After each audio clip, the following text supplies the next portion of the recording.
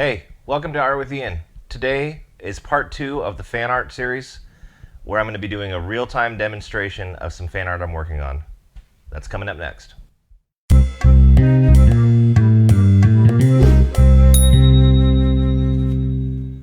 Alright, welcome to part two of this fan art mini-series. This is going to be a long one, guys, so buckle in and get ready. Get your favorite snack or something. We're going to be doing some real-time painting today. So, in the last episode, I talked about fan art and the pros and cons and how, it can hold you back or it can kind of launch you forward if you're actually studying the fundamentals and learning from the pros instead of just copying what you see and not really digging in and breaking it down. And this painting was going on in the background, like a time lapse of it while I was talking. And I don't like the pose. She doesn't look engaged. It almost looks like she just went, okay, take a picture. It's really boring. So I am going to replace this. So that goes away. And I came over here to my sketch sheet that I had some sketches. And I like this one right here, number 5. I think it almost looks like she could be coming up out of the water. So that's the one I'm going to go with. So I'm going to get sketch number 5 here. Let's open that up. And just use my lasso tool and copy it out.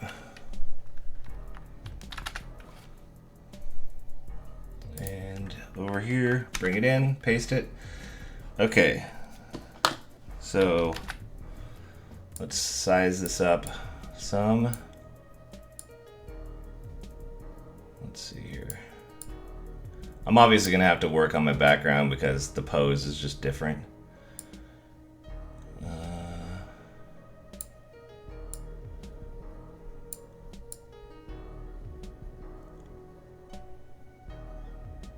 Maybe about like this. We can try somewhere in here. Okay, get my eraser tool. That's E, by the way, the hotkey for the eraser. And let's say, put a water line right about here. And then the other one could be, since she's taking a step forward or, this leg's back, the water line can't be even. That'll just look weird. So we'll just try about here.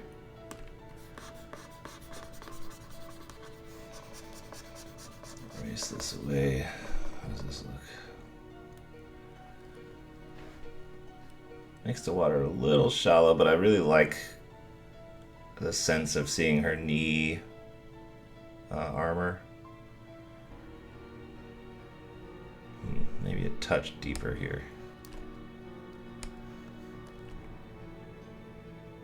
Yeah, I think that's gonna work.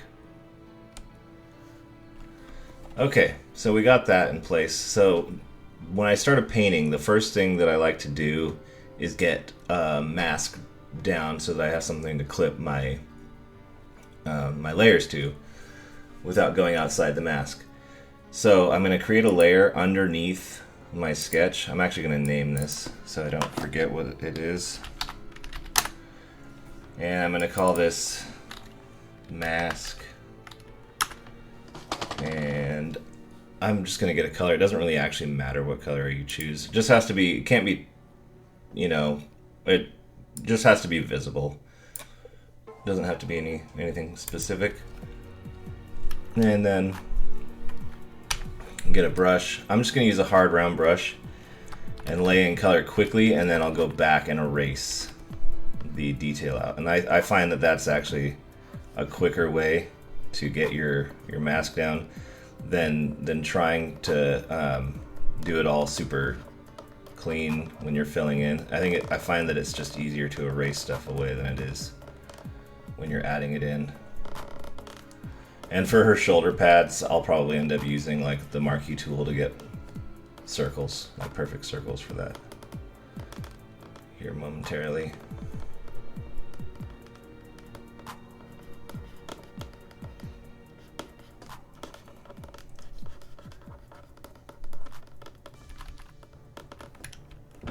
If you use shift when you're, so if you hold down shift, if you click an area, you hold down shift and you click another area, it will draw a straight line between those 2 points. Also, if you hold down shift and you draw horizontally, it'll draw perfectly straight. And same thing with vertically.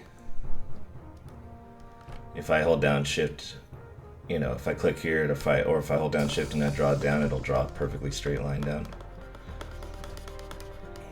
So that can sometimes be pretty handy.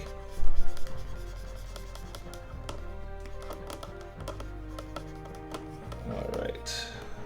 I think it's time to change my tablet cover. It's starting to squeak. It's getting polished. All the tooth on it is getting worn off because I use it so much.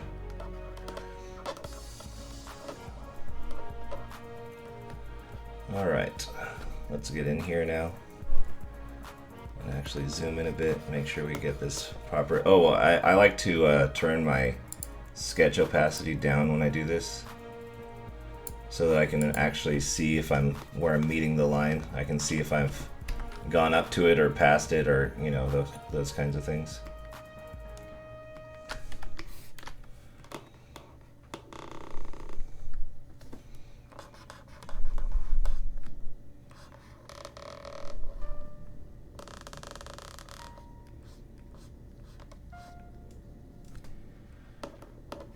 Okay.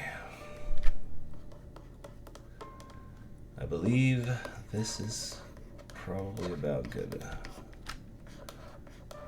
Oh yeah, that's right. I was gonna do a. No, I'll do the shoulder pads after I've erased stuff away.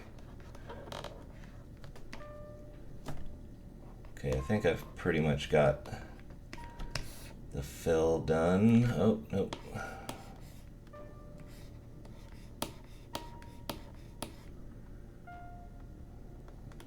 Okay. We'll call this good.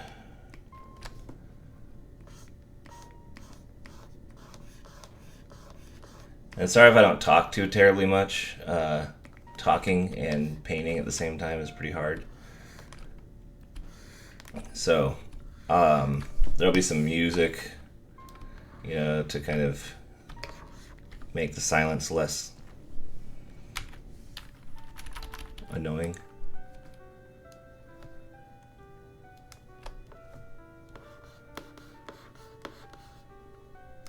Getting a really good solid fill here is super important. That's too much. It's really important that you take your time with this part of the painting process. It can be really time consuming and kind of a bit like it can be sucky. But if you pass up on, you know, doing a good job of this, if you rush this stage, then it makes everything harder later. So this, you know, it's worth the time and effort to go in and do a pretty good job of this phase.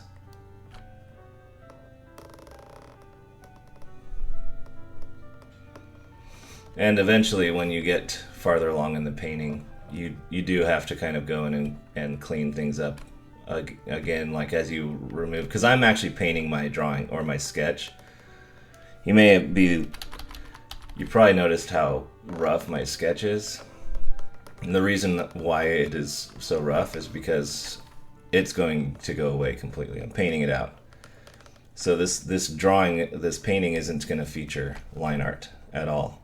So the line art only needs to be my roadmap, basically, to get me where I want the paint, you know, to show me where I want the things to be enough to get my painting built up, and then I can just turn it off and it will no longer be seen. So no point making an amazing drawing that is never going to be featured.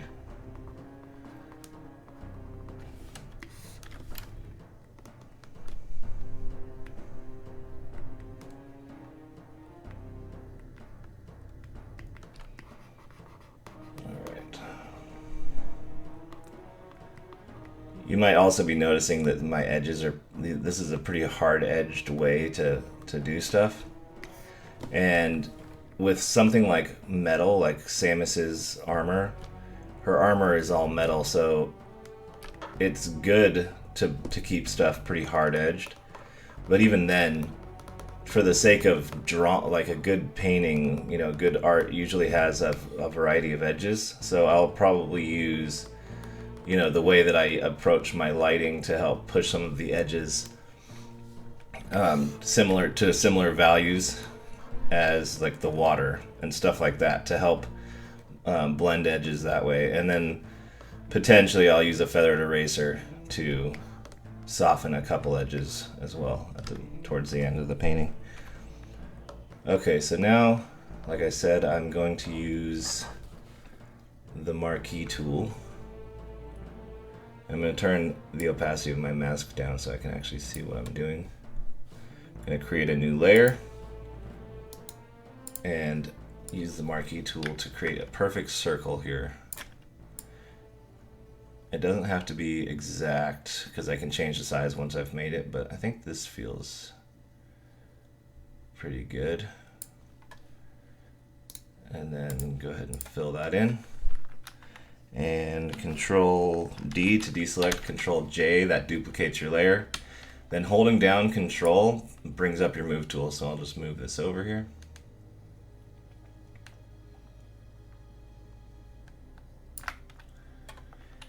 And it should probably be a little smaller because her shoulders, she's turning like this, So it's subtle, but still some amount.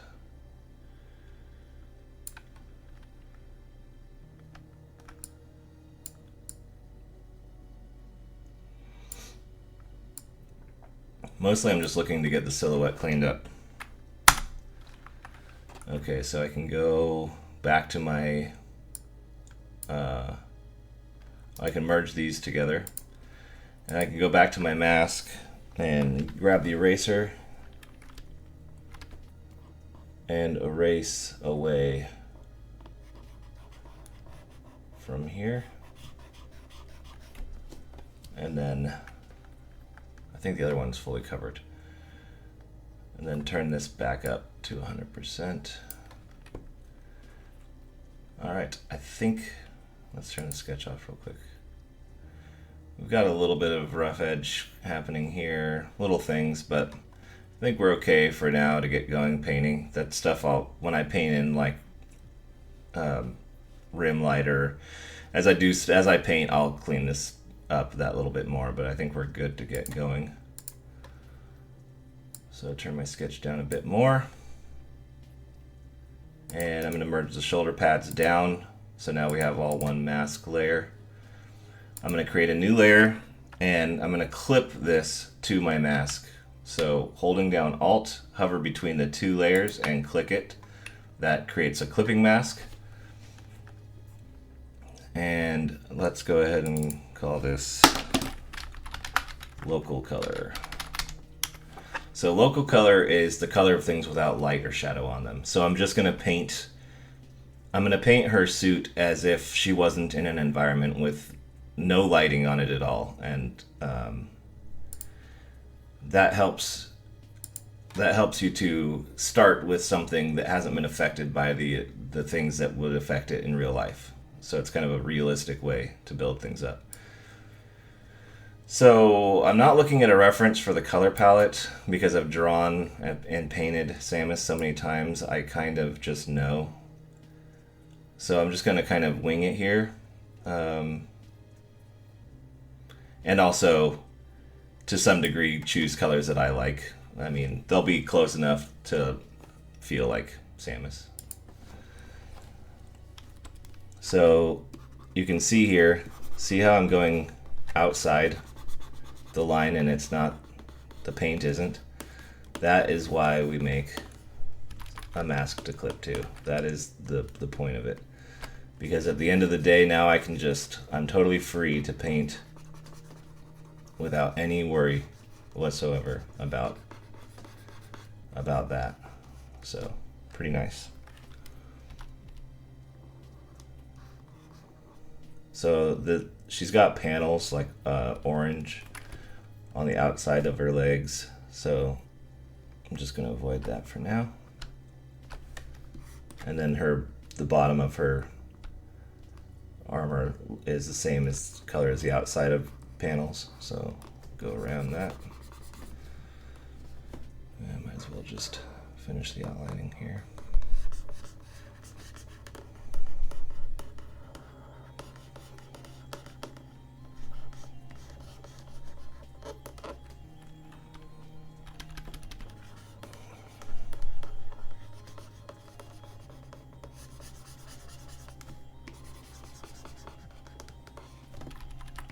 This color might be a tiny bit light,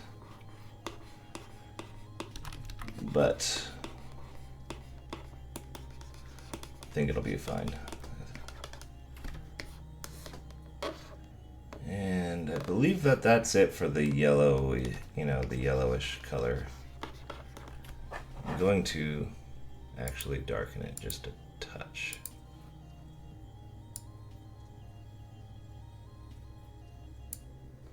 Here we go. Okay, now on to the orange for the arm, shoulder pads, and legs and all that.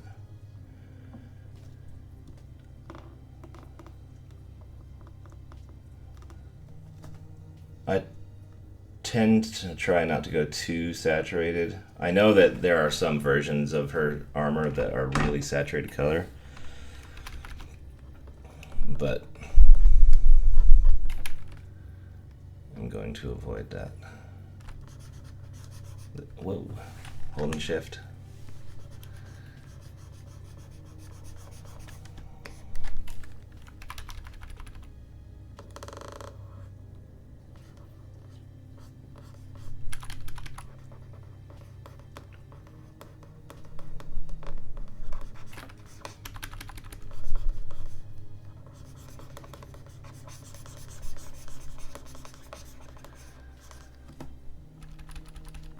I've always loved the color palette in Metroid games. It's probably one of the reasons why I was super attracted to it. Just that and just the general designs have always just worked for me. I think that the design language is super strong throughout the entire game, especially in Metroid Prime, the first 3D version of the game, first-person shooter style. If you look at the concept art for that game, the design language, the form language throughout, the worlds and creatures and everything is super well done. It's really, really well done. Okay, shoulder pads.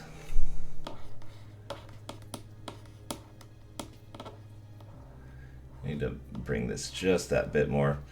One thing I noticed also in my last drawing, the pose that I got rid of, since I did these without looking at reference, I kind of let anatomy get a tiny bit away from me, like her arm, and I'll probably fix this, the drawing, even this one, as her arm has to come out of her shoulder, which is in here somewhere. And therefore, this part of the arm, the bicep, needs to be turned towards her body in a logical way. Her arm can't just break off of her body and then come sticking out from over here somewhere because she has a shoulder pad. That's that's where knowing anatomy comes into play when you're trying to design suits and cool things and armor or whatever. It can be really easy to start focusing on the armor or the look that you want and let anatomy go to the wayside, and that's it's dangerous. So always be thinking of your anatomy. Try to be thinking of your anatomy first. And obviously, what I'm saying is that doesn't always work necessarily, but sometimes you make mistakes. But when you look at your work and you're critiquing yourself, try to see past the cool design and into the reality of what you got going on. And never be afraid to just ditch your work. It's okay to love your work or what you're working on, but never fall in love with it to such a degree that you become blind and are incapable of an objective eye. It can be really easy to get super precious about your work, for lack of a nicer way to say it. And that doesn't help you. It will never help you to think something you did that's not good is good because you're trying to save your ego or you're trying to spare your own feelings or whatever. Okay, let's see, next color, into the reds. This gets, I think, a little more saturated, a little deeper.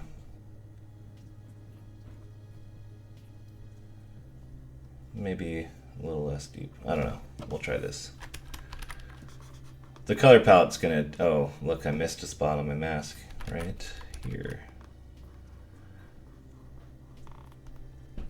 The color palette is going to change as I start laying in shadow and light and all that stuff. And environment, ambient light.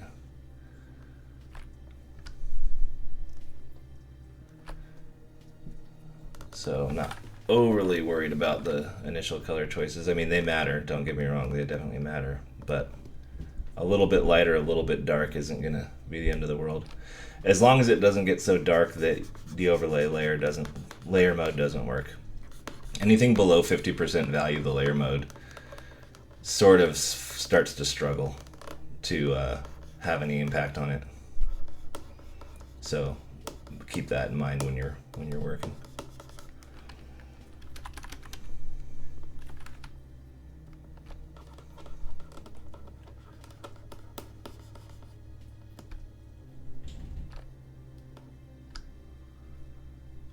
I'm not exactly sure if this part of her armor is like straight, but I kind of would think that it has some curvature, just a bit of curvature, because it's a breastplate, right? I mean, she's a girl, and so it's coming out to accommodate for her breasts, and then it's going up into her clavicle and over her trapezius. So you would think that it has some amount of accommodation for the human form. And that's, again, something you should be thinking about if you're designing your own, this kind of stuff, like armor, suits, that kind of thing. Try to always be considering the actual human form and accommodating that form. Oh, looks like I never actually painted this arm in.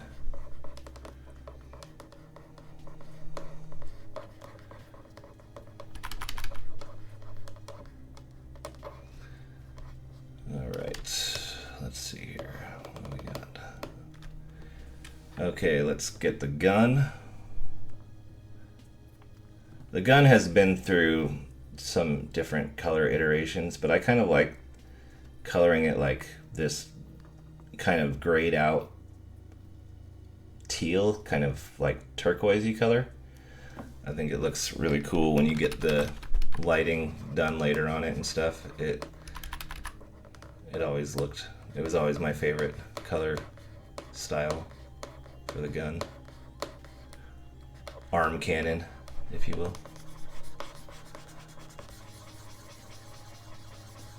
And again, the design for this, the weapon is just kind of like out of my head. Like I didn't look at any references when I did this sketch. Not that I don't believe in looking at references. I actually firmly believe in using references. It's just that the whole point of part 1 of this 2-part series is talking about are you letting fan art work for you, or are you letting it coax you into thinking you're doing good work when you maybe really are just copying someone else's good work, kind of a thing. And it's really important to, if you're going to be like super into doing fan art, it's really important to make sure that somewhere along the way you find out if you're actually, if you're getting anywhere with it. Have you actually learned anything from it? Like, if someone, for example, I said this in the other video, but if you haven't watched it, I'll say it again. So you need to think of it like this. If you went into the studio for the game that you love, if you got hired to work on that game and the art director walked up to you and said, "Hey, we need such and such character sketched up. Yeah, we need those by 5 o'clock tonight before you go home or whatever. 20 reference drawings for whatever project, whatever they need." If all you've ever done is draw copies of the character that from the professionals versions of it, then you have no idea now how to go and make have a practical application of what you've learned from doing the fan art. All you are is just a copy machine, and that might sound a little bit brutal, but it's true. It is literally true. If you can't go sit down and draw the character that you like to draw without the aid of the drawings that the other artists have done, then you are literally incapable of drawing that character without copying it. So that is the whole point of doing, do your studies, do your copies, but just eventually test yourself and see if you can pose the character on your own. Can you, what have you learned basically in all the time you've spent doing fan art? And if it's not your goal to get, to be an artist, like a real artist, like someone who wants to make a career out of it or whatever, and you're just doing it hobby style, then by all means, just copy, because why not? It's fun, right? I mean, but if your ambition is to go somewhere with this down the road, your goal, your end game goal is like to actually be a paid artist, then you have to, somewhere along the way, you have to actually force yourself to start doing those, taking those hard steps, and you're going to see crap work come out of that, for a while. It's going to be pretty hard to look at, because if you haven't studied anatomy, that much or whatever, and you've spent your time, and I'm speaking from experience here because I made this mistake. I drew Samus a bunch of times, and I got really, really good at it, and in fact, to the point where I started feeling like I was actually legitimately becoming a pretty good artist at that time in my life. I was probably 18 or 19. The problem was that I wasn't actually studying anatomy. I was studying Samus in the totally incorrect way. And I did the same thing with like Link from Zelda, and a few other characters like Final Fantasy characters, Cloud, that kind of thing. I'm a Nintendo guy, so. But anyways, the point is, what I didn't do was actually try to figure out why I liked the designs. I didn't try to figure out why they work. I didn't try to study the anatomy. And so when I first started trying to pose Samus myself, it was like I got tired of copying, because eventually it's not enough to just look at a copy and be satisfied because you rendered it well. You'll want more eventually. You'll want to feel like you're creating. At least I know that was always important to me. And my first attempts to draw Samus without the aid of something to look at and copy were horrendous. They were super bad, and it was equal parts discouraging and enlightening. It was like I knew that it was a reality check. I knew that I kind of knew in the back of my mind, hey, you're copying. You've been copying this whole time. You probably couldn't really do this well without something to look at, and yeah. But that didn't make the reality of it any easier to take. ego took a hit. And sometimes the ego needs to take a hit. Doesn't make it easy, it just makes it what's, if you want to grow as an artist or in anything really, doesn't matter what you're doing. If you want to get better at it, you do have to check your ego at times and listen and learn and accept harsh truths. I think I'm going to do, and I think in Metroid Other M they did this where like, this was really clever. I think it was the guys at Retro, working for Retro Studios.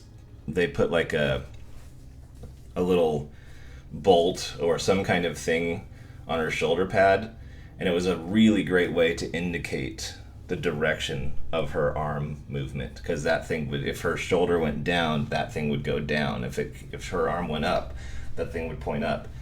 And I think it was the guys at, I can't remember, was it Square? I can't remember what studio did Other M, but I think that they turned it into a light, which I kind of like. And this is a light. So I'm, what I'm doing right now is like combining iterations of her armor from different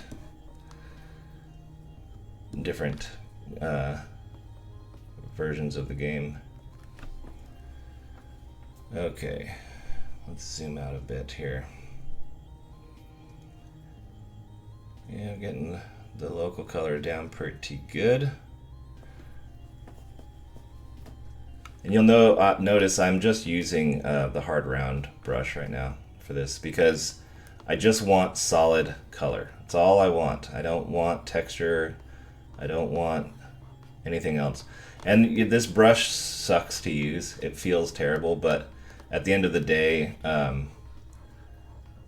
I know that I want solid opaque paint to work on top of, and so I'm willing to deal with the crappiness of it to get what I want. And then eventually I'll be done with this part of the painting and I can go and start using the brushes I like to use and, move on.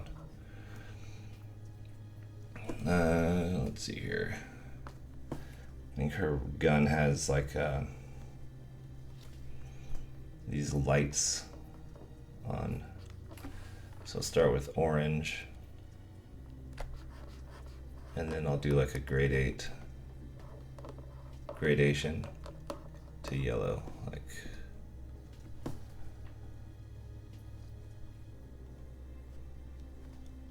like this. I'm going to need to change my brush for this.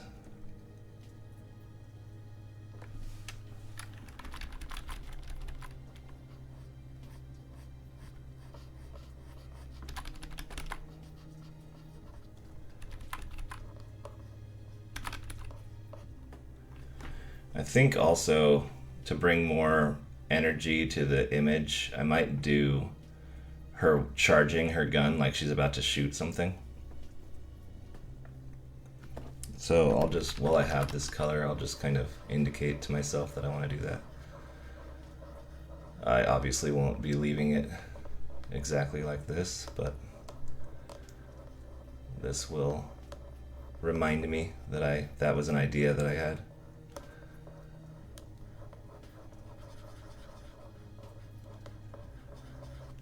Okay, also, before I start getting into, I gotta do a few other local color thingies. Before I start getting into the actual rendering, like light and shadow and stuff, I'm gonna drop a texture on this.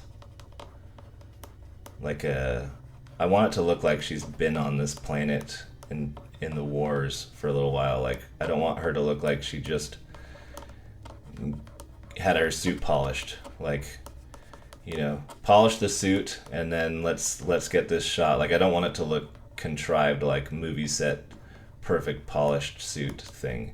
She's in the water, which is who knows how filthy. She's been on this planet doing whatever for however long. It's not like she's not gonna be clean. Basically, her armor wouldn't be clean. And so I want to help tell my story, which as artists, we're storytellers, or we have the opportunity to be storytellers. And that's an opportunity that I don't like to pass on, because I'm also a writer, as it happens. So I want to make sure that the viewer knows the story, has the best possible chance of knowing what the story is that I'm trying to tell. And that means that since I want them to see the grit of this, of, you know, whatever it is Samus has been going through on this planet, I want them to feel that grit. So that means I need to do my part as the artist to show them that. Because it's not their job to figure things out. It's their job to look at this painting and be told what they see. They will go on and make their own conclusions eventually, for sure. That's what viewers do.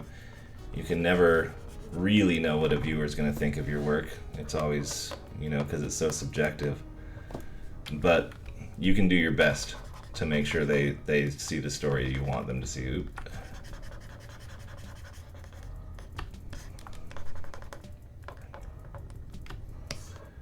All right. Zooming in like this, you see all manner of issues, and it's tempting to want to go in and get ridiculous with how, the cleanup stuff. But this is early days for the painting, and so a lot of this stuff is going to get painted out or over or whatever, so it's really silly to get caught up. Okay.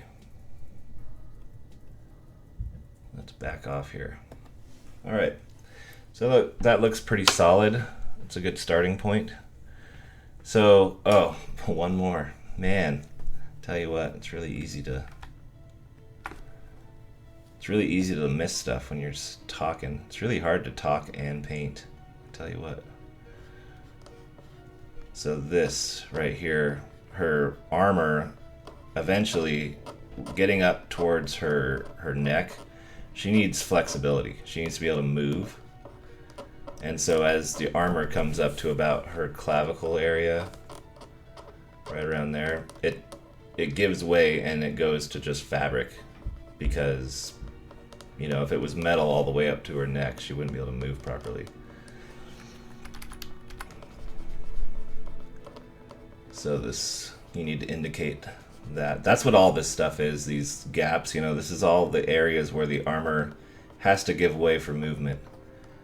And that's just the people who designed the character knowing how the mechanics of the body work and going, well, it might not be that believable that this armor would function, but we need to at least sell it. And that's really what sci-fi, fantasy, and all the these game franchises and shows and stuff, it's all about how cool can we make it, as well as selling while we sell it. So how much are we going to push? How much are we going to force the viewer or the gamer or whatever to suspend belief, or suspend disbelief? How much are we going to force them to do that in favor of the ideas we think are cool?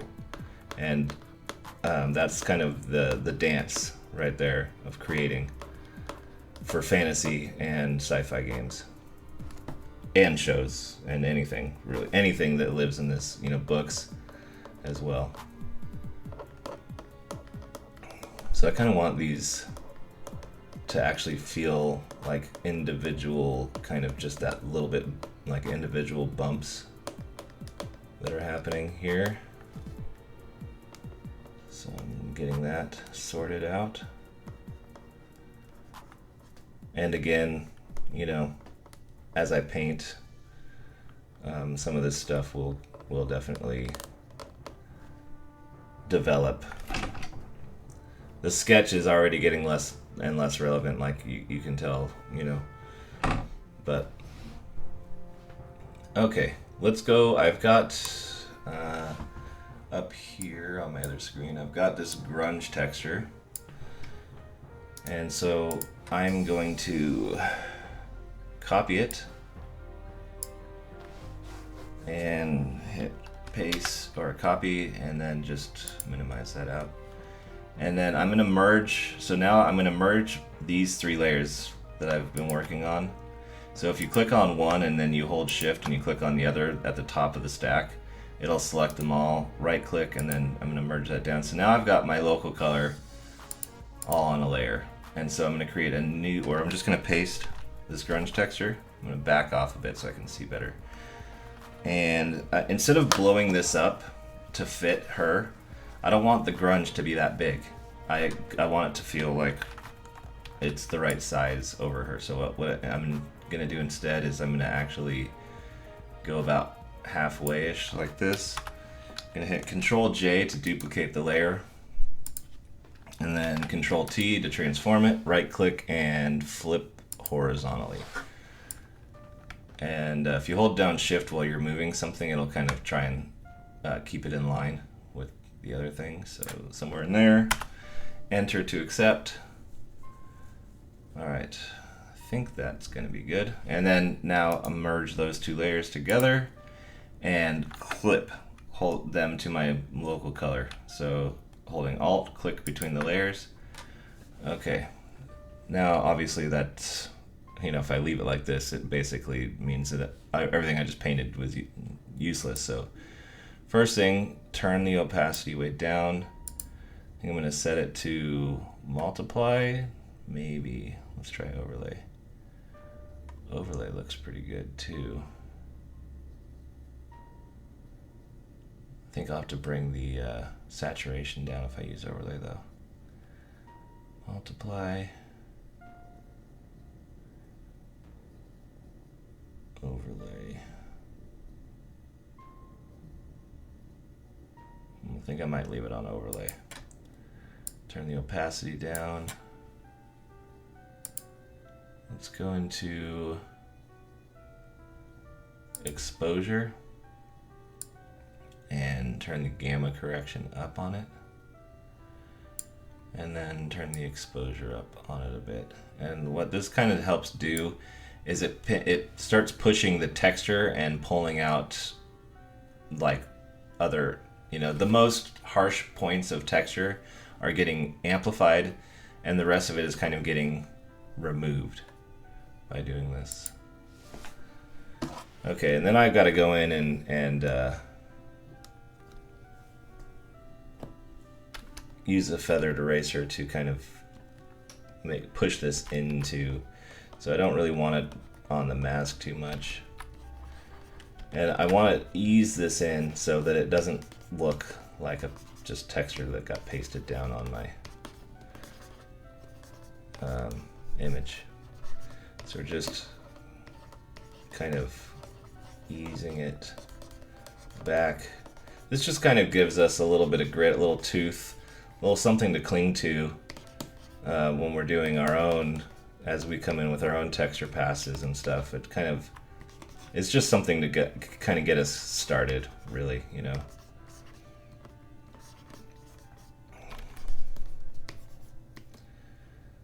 All right, I think that's probably about good. So let's start rendering. Let's get into our first shadow pass. So I'm going to create a new layer. Hold Alt, click between the 2 layers to clip it down. We're going to call this Shadow 1 because I'm probably going to do more than one shadow pass. In fact, I definitely will. We're setting this to multiply. Now, when you start working your shadows in, you need to think about environment. Is the light warm or is the light cool? Because cool light will tend to bring warm shadows and warm light will tend to bring cool shadows. Unless the environment, the ambient environment, is so strong that it kind of cools everything off. In this case, I believe that with the water and everything going on, the light is cool, but I still don't know that the shadows would be warm. I think that they would be pretty cool as well, honestly. I think it would be cool light and cool shadow. Now, I might just use a photo filter eventually to really pull her into the environment. But for now, I'm going to go with cool shadows. So I'm gonna get to like a blue color, and just kind of thinking about sky, right, for the blue, but I'm gonna come way over here, almost fully gray, and just probably about like that. So getting some blue in it. We'll try that. Maybe a little more blue. Okay, now I've got my chalky render brush, I believe. Yeah, here it is. So I've got a video on making this brush. If you're after you seeing me demo it, if you're interested in making one of your own to have, I do have a video. I'll put a link for that. So, oh, another thing. Before we start doing shadows, it's never just do shadows for the sake of, oh, I want to do shadows. First things first, where's the light? In this case, I want the light coming down from over her top left shoulder and just facing her, not behind her, but facing her. You can see this light back here from the sky, but that's not the actual light source. The actual light source is going to be up here, just slightly ahead of her and coming down onto her. The reason I'm choosing that light is so that I can cast shadows in what I believe will be the most pleasing way for this image. And that's how you should always go about choosing your light, is choose your light in the way that you think is going to best show off the shape and form. Okay, so that being said, we know that this, or maybe I know that this chest piece sticks out pretty far off of her torso, which means it's going to, and this part right here is turned away, right? So that's where I'm going to start. You got to start somewhere. So I'm going to establish that that is turned down and that it's casting a shadow onto her torso. And then this is all, turning, the shape is turning away from the light. So I'm just going to go ahead and combine that there.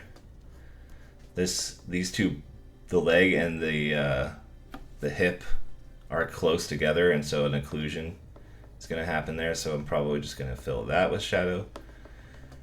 And then this panel has turns. So now we're going to get shadow as the panel turns into the leg. This armor is, it's coming to a point. So I want to sell that by turning, one is turned away from the light and one is in the light.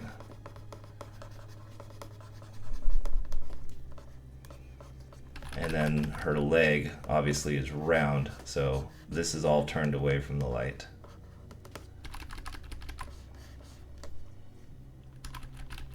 I'm probably gonna have to ease this shadow back a little bit. This is turned away from the light down here. In fact, I believe her body would be casting a shadow on this. I'm just gonna push this whole leg because this leg is back. And that means her body is in the way of it, right? So if the light is barely in front of her, it's not way over here in front of her, it's up here in front of her. So this whole leg goes into shadow. And also, that also helps us aesthetically to push that leg back in space, right? The less contrast it has, the less you look at it, the more it feels like it's going back. So this hand is turned away, and then it's coming into the light there. This is in her armor, this part is actually like going into the joint and then it comes out. So I'm going to establish just in this first pass just that little bit of that it has that shape.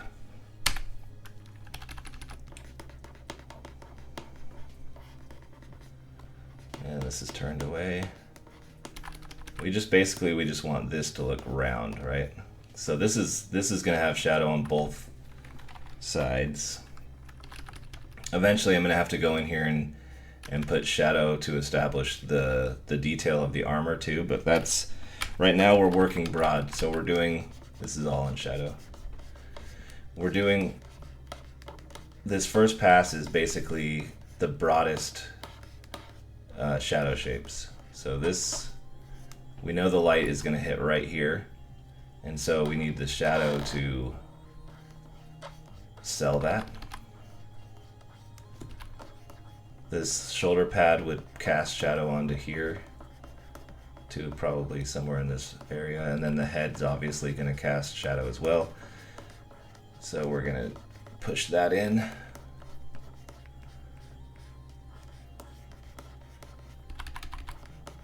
And probably to about there. And I'm just going to, this would catch some light, but just for the sake of getting down my shadow first, I'm going to push it in and then I'll pull some light back out of it. And that's really the way I like to work. I'm a push and pull kind of artist. It's kind of like sculpting, I guess, in a lot of ways. With sculpting, you push things beyond where you want them to be, and then you ease them back, and it kind of helps you to see what you're doing. Okay, this is gonna, this arm is turned into the light. It's up facing at the light, so that's gonna get hit pretty hard. Side of her gun is turned away up to about here, and up to about here. That's kind of that's like a different material on the gun, the way I see it in my head. So I'm just gonna make it darker so that, for design, the sake of design, and just to help break up the thing. Obviously, I'm going to have to erase out where the light is, because the light wouldn't be in shadow because it's a light source. But for now, broad shapes. Let's just go ahead and push this all into shadow here.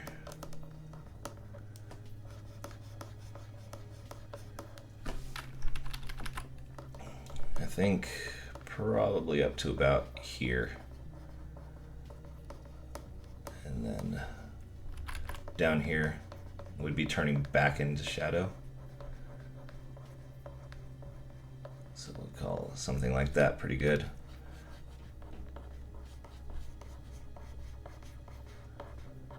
I don't want to get too feathered with my shapes yet.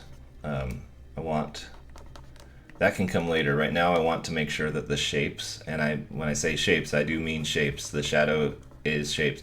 And I want to make sure that those shapes look good. I don't want to try to sell a bad looking shape with, I think that this is probably mostly just in shadow, realistically. Yeah, let's just push it. I don't want to try and sell a bad shape with good rendering.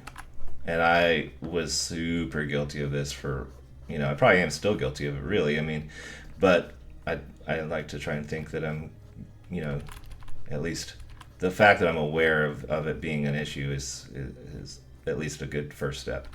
But basically, good rendering can kind of glaze over bad shadow shapes. And so if you aren't careful, your bad shadows, you can kind of try and hide your bad shadow shapes with good rendering. That's what I'm saying, basically.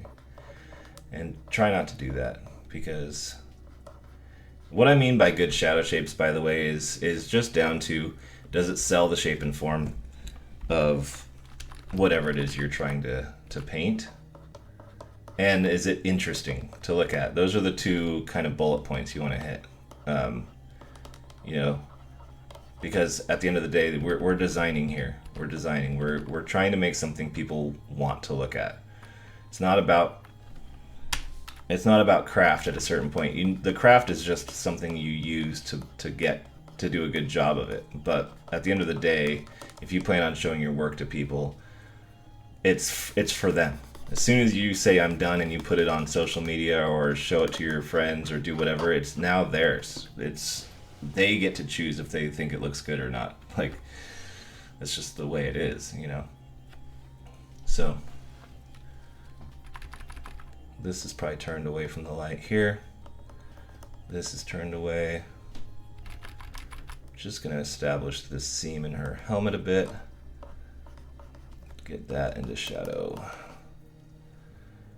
And let's pull a little bit of light back out of this right here and this. And maybe that. No, we'll leave that.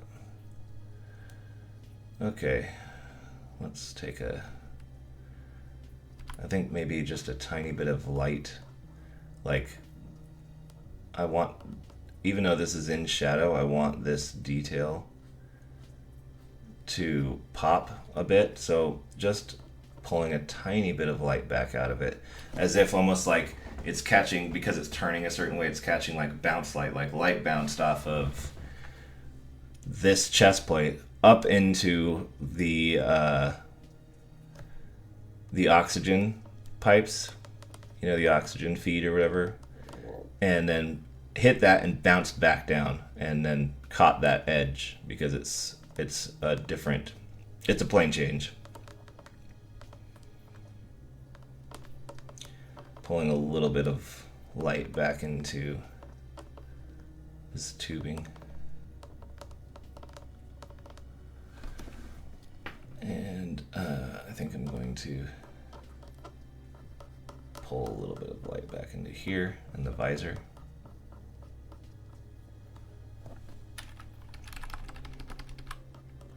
By the way, I'm using the bracket left and right to expand. So right bracket blows your brush up, left bracket brings your brush size down, in case you didn't know.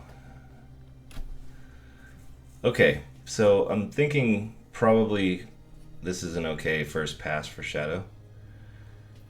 I'm gonna do a second shadow pass before I actually hit my lights. I don't always do that, but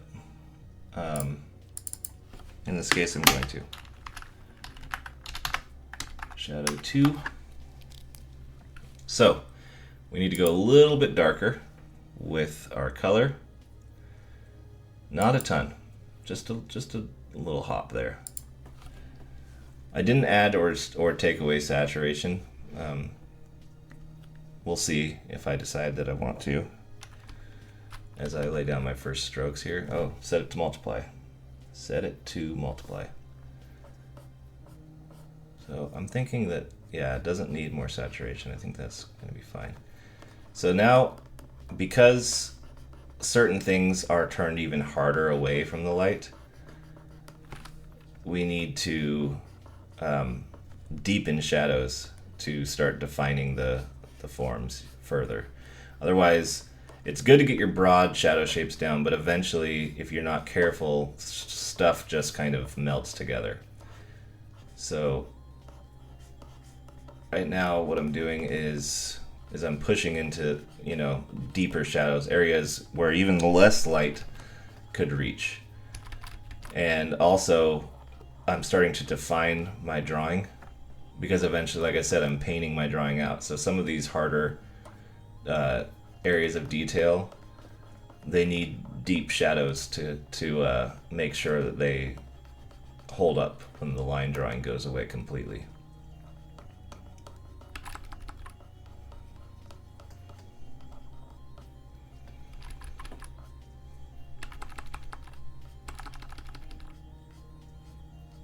And this chalky render brush is it's so good.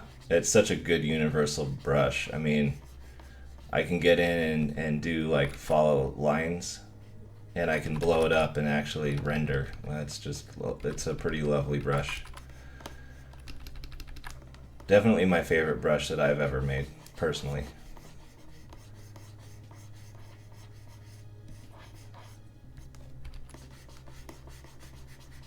So we'll just deepen that there. And then this, where this is all connecting, I'm gonna, let's see here, the light is gonna come down. Yeah, so I'm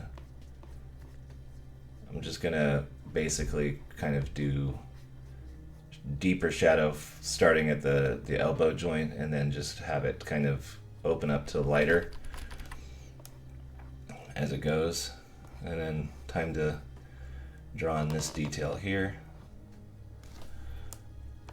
This is the thickness of her armor right here. This is really important to think about these kinds of things. Like, you want it to look like it has some substance to it. Like it's not just a paper thin piece of metal sitting on her arm, it's actually got thickness. which also, and you know, you don't have a ton of opportunities to sell this, so you should take the ones that you do have and make sure you capitalize on it, because what you've got, a woman inside this armor, and it looks, I mean, some of this stuff looks really big, like this would be a big person, right? Well, when you think about the thickness of the armor, like see right here, you can see where her real leg is, and this is all armor coming off, you know, and that makes it seem, you know, like you're looking at something quite a bit bigger than what it really is.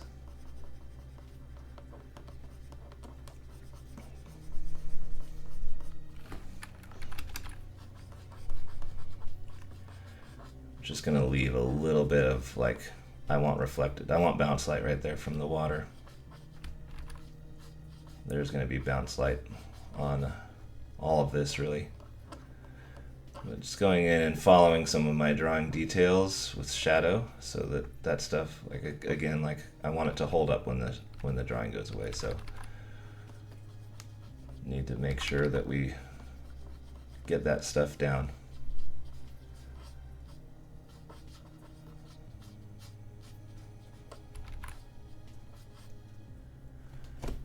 This would probably have a little occlusion shadow happening. I'm gonna make this a little deeper. We want this to look relatively shiny, this armor. So that means that it's gonna have some pretty harsh contrast. You know, that's what makes things look shiny, is really dark and really light, living generally pretty close together.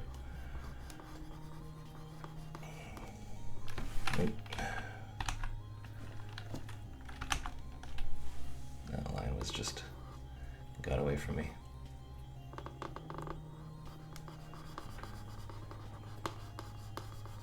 All right.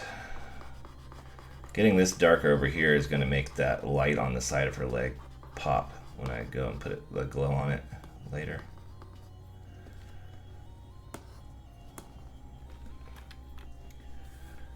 Sometimes if an angle gets a little bit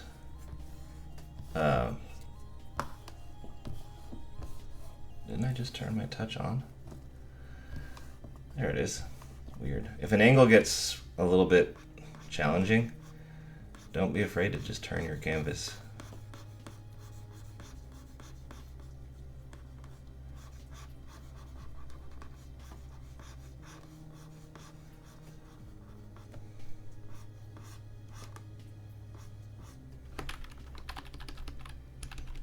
We need to push this into shadow here, but I'm going to leave some of the thickness alone so that you see the shape of the armor.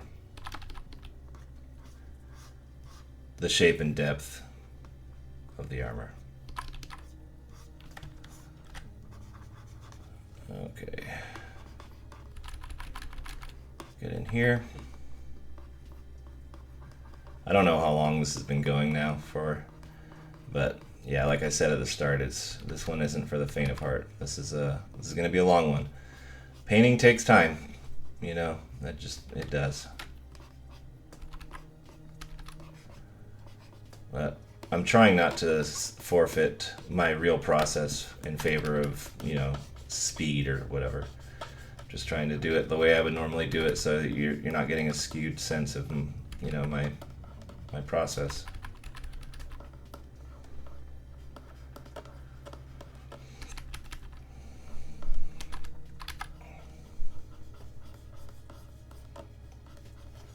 That into shadow there. This.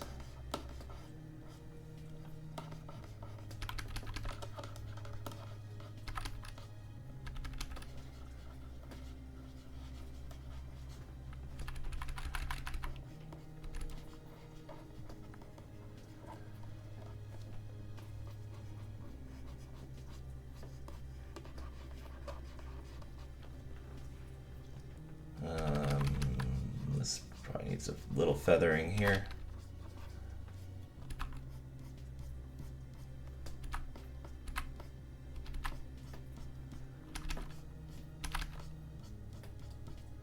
constantly toggling my brush size.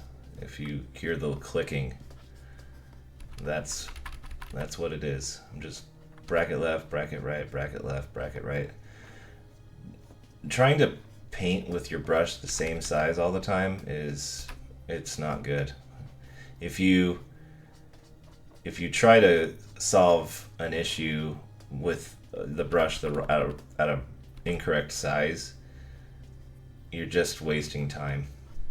Just change the brush size to what it needs to be. These lights are actually built into the armor a little bit, and so I want a shadow to show that and I'll do light as well on the other side. I want a shadow here showing that this form is turning. It's not turning a bunch, the plate, but it is. I think maybe this one should just be light. I was thinking maybe shadow would be fine, but I think I need to sell that with light right there. So yeah, and you don't have to follow all of your shape. All of your drawing doesn't have to be followed with dark. You can follow some of it with light as well. And you should, if you want it to look three-dimensional. Because sometimes the things we see are defined by light, not by dark, not by shadow. In fact, actually everything we see is defined by light. If you want to get technical, without light, there's literally nothing to see.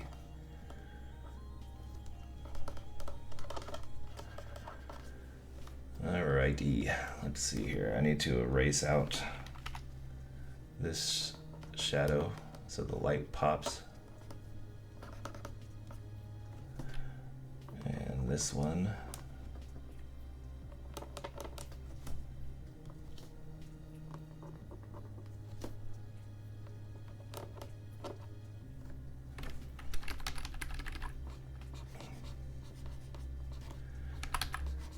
I love the texture of my rendering brush, but at times I don't want things to have as much texture. And generally speaking, I like using airbrush to just kind of hit my my rendering and soften it, ease it. I like to push things into the drawing, as I say. You know, you're getting it into the drawing basically. And the soft eraser is a really nice way to do that.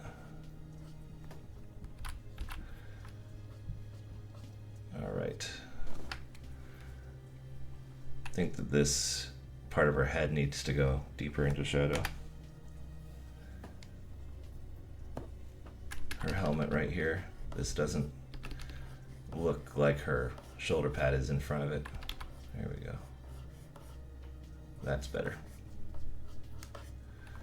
And then I want to ease some of this back.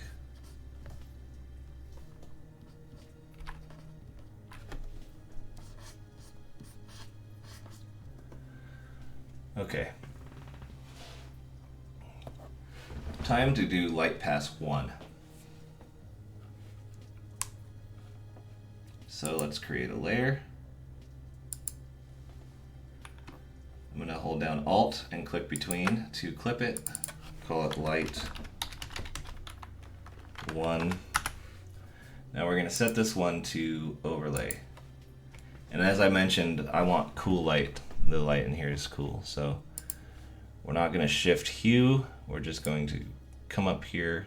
I'm actually going to stay quite low. I don't want it to get too bright. I'm going to take some of the blue out of it though, because the overlay layer mode adds saturation. So coming down here, realistically the saturation is it's gonna be pushing out, it's gonna be over here somewhere. So I'm getting super gray. And let's set it to, oh, it's set to overlay already. And let's grab our brush and start painting in some light.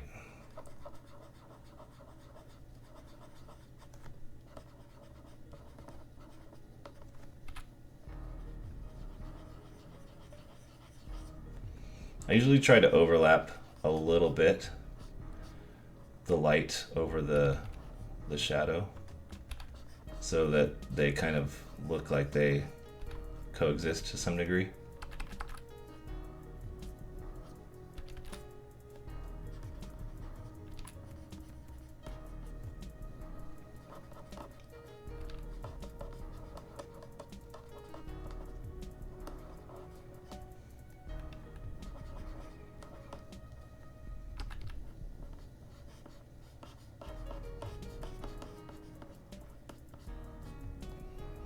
And once I establish my color palette, I tend to just stop with the layer modes and then just go straight to like real paint. Like I just color pick out of, I use multiply and overlay to establish my color palette because it kind of simulates real light, like real light and shadow, and then I use that as my color palette and I go in there and paint like normal layer modes to start bringing a little bit more, you know, three-dimensionality to it.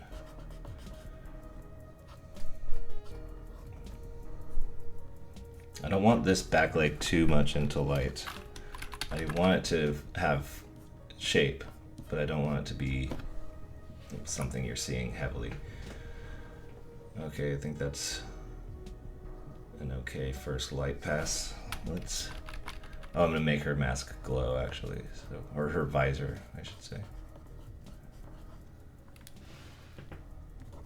I'm just gonna pump up the brightness on this a little bit on the same layer. I'll just establish the first hints of my hotspot.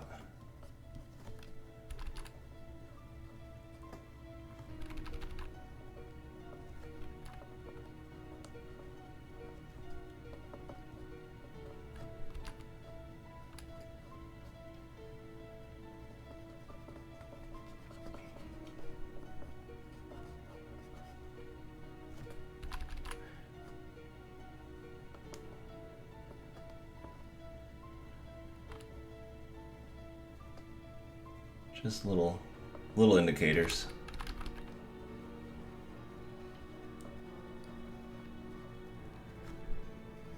Okay, I think that's good. Let's do a new light. This one doesn't have to be clipped down. I'm just gonna leave it normal and probably up my saturation a little bit and up the color.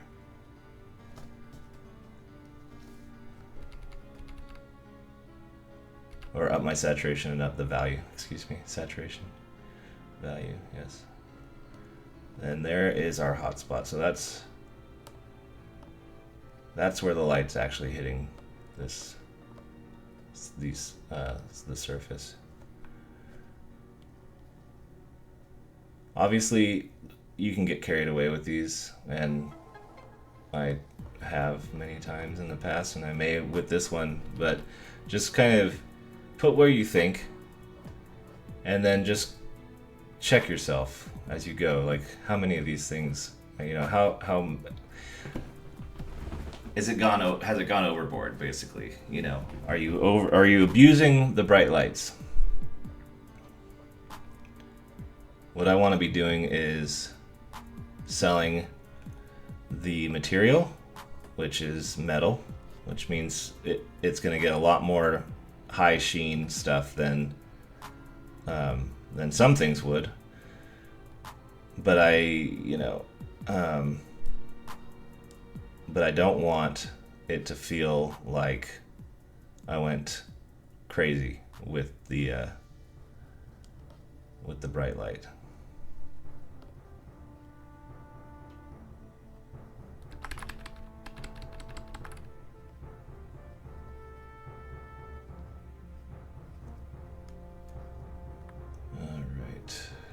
We're gonna just blow our brush up a bit and get a little feathering going. Oh, my dog's at the door. He wants to come in.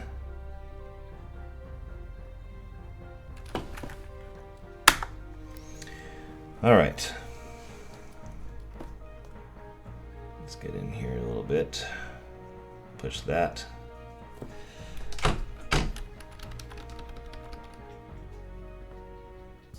Push that a bit. And all right, I'm going to ease some of this back.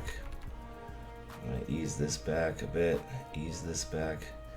And we might push our lighting harder than this eventually. I'm sure we will, but I like to take steps. I like to see the build, right? I like to make sure I'm in control of how it's building up. I don't want anything to get blown out too early, too soon. So All right, let's go ahead and get into a third shadow pass, start deepening up some of our contrast. So I'm gonna click here, create a new layer, name this Shadow 3. Get my brush. Now we're gonna come down quite a bit deeper, still not crazy dark, maybe somewhere in here.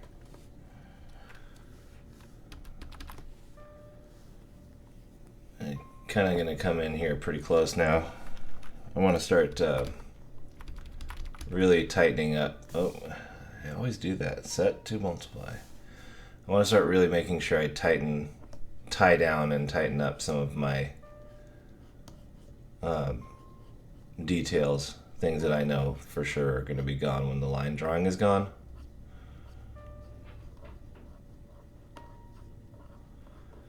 So just getting really deep shadows there. Like basically with a line drawing, the reason that the line is there is a lot of times because there would be such a dark shadow there, or light, such a dark shadow or bright light that you would see it. And so that's the line drawing is kind of emulating the deepest shadows or the brightest lights.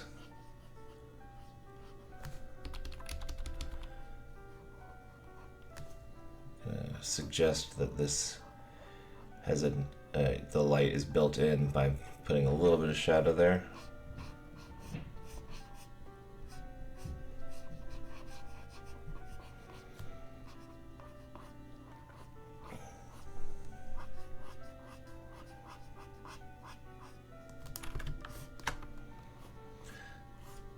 Oop. I think I want to kind of follow that form and create an extra little detail. I think I'll try doing the same here. Just follow that form a little bit and kind of help indicate maybe there's like a little secondary ripple in the armor or something. Maybe make this look like it has a little split there.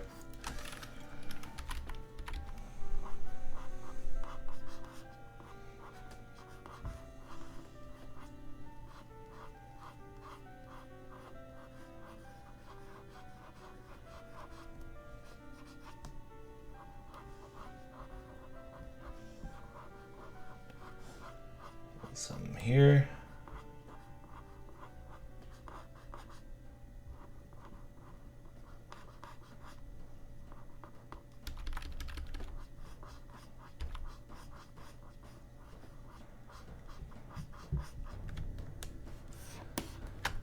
Let's see, get into here.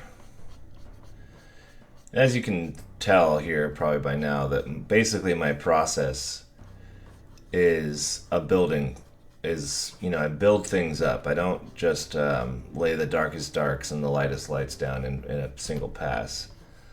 And the reason I like to do it this way is because you get, while you're building up, you get the first phases, the first stages, and so you end up with the lightest shadows you need and the least powerful lights you need, and then you kind of are able to go in and slowly establish where these shadows would get harder and harder. And as you build your lights, it helps to indicate, the power of the light helps to indicate where you need more power of shadow, because the brightest points of light are where the hardest shadows will be, because their light is clearly hitting there, and where light hits is, shadow gets cast. So it's for me, the process of building that way is a lot more organic and feels comfortable for me than just kind of going in gung-ho from the start.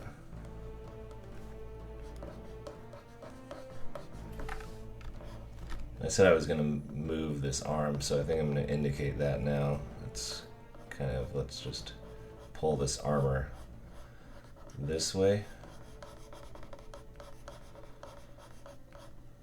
And then have the arm kind of pushed in that way, like that.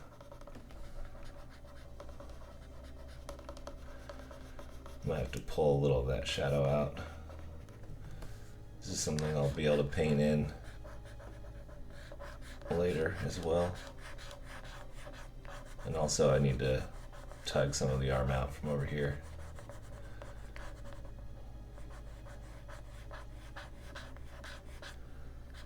And that just helps, yeah, I'm just trying to nod to the anatomy a bit more right there. Because the arm just needs to turn towards her shoulder properly. And when I was doing the quick sketch, original quick sketch, you know, little tiny things like that can get thrown to the wayside as you're just trying to design a pose, you know. But once you commit, you decide to commit, and you get in there and you want to actually really work on something, you have to kind of take the extra care with it. Well, unless you have a loose style and that's not really your MO. But I usually like to tighten my work up pretty well.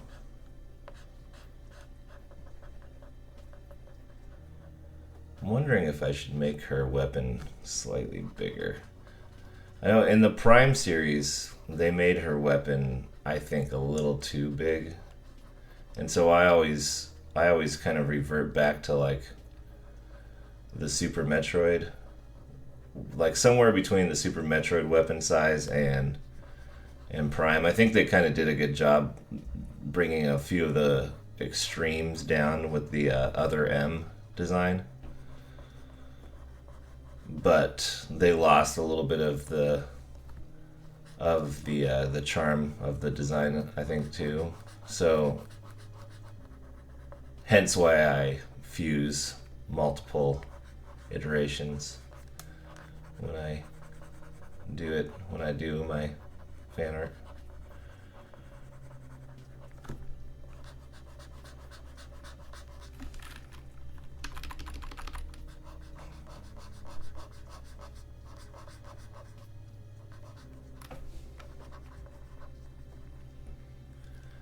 But I think that the weapon might be just a touch small, because it's coming at us, and we want to make sure we sell that. Well, I'll decide later once I finish rendering.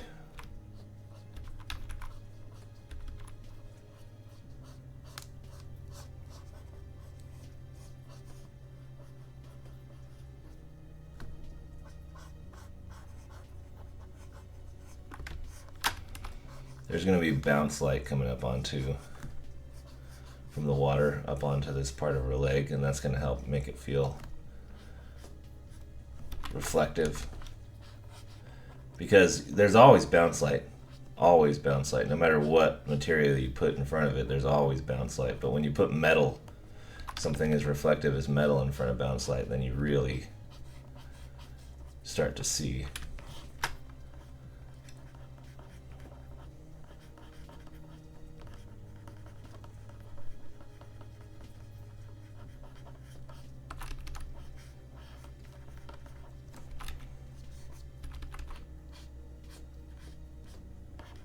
Might be time to turn down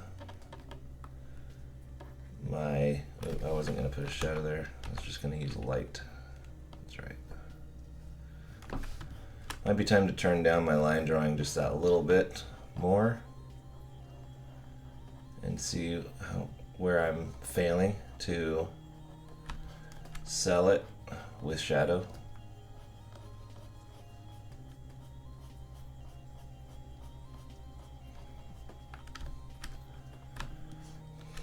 Also need to start getting the glowing vibe happening pretty soon here with the lights, because that's going to also indicate just a bit of some lighting from those lights is going to hit her armor and reflect as well. So I need to kind of start to feel that brightness of light coming from those. Yeah, usually the final stages of these paintings goes a lot quicker, like the last moments, because all of the hard stuff has kind of been done, been established. And it's just kind of little effects things that you are left doing.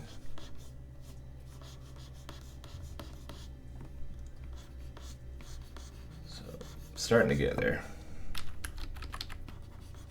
I'm hoping, my goal has been to get this done in 2 hours. I'm not sure exactly how close I am to the 2 hour mark now, but if it goes a little over that, then so be it, you know. But I mean, there is a limit to how long probably someone could sit and just watch something like this. I suppose if I know that I've watched my fair share of super long art YouTube videos, so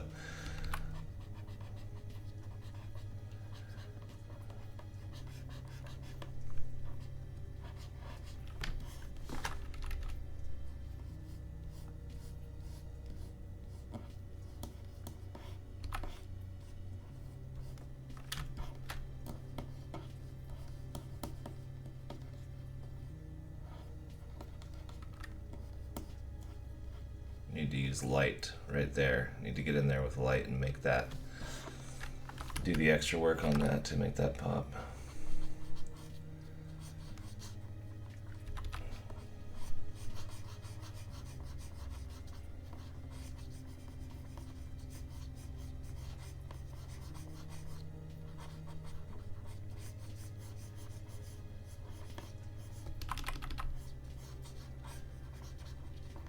All right.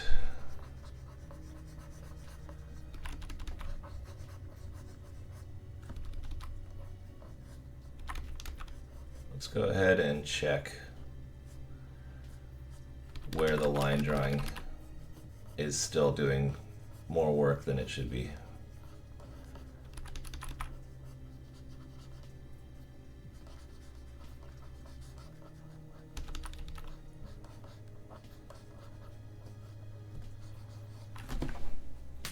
And zoom out some here. Oh, I definitely need to hit this real quick.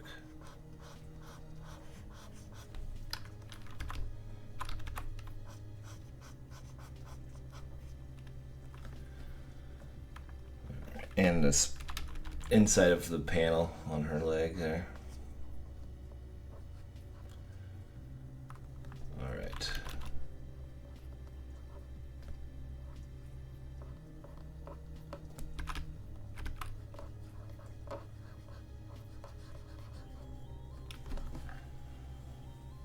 Zoom out. What's the line drawing doing? Sketch. Let's turn it, just turn it off. Okay.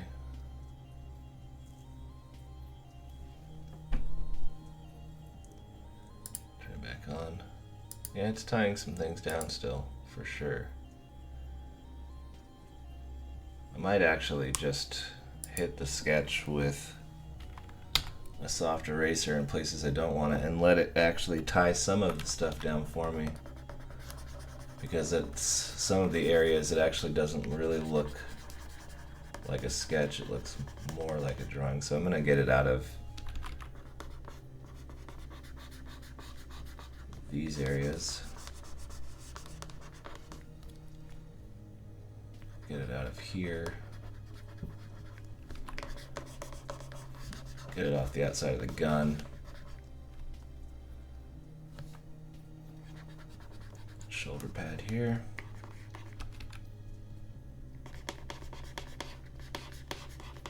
In general, mostly like perimeter areas, getting it out of there. But like this little area right here where it's defining the helmet to the back of her chest plate and the boosters on her back, that feels like it can stay. I might soften it down a tiny bit, maybe soften this a bit, but and these here on her chest armor also are feeling pretty okay. Soften them down a little bit.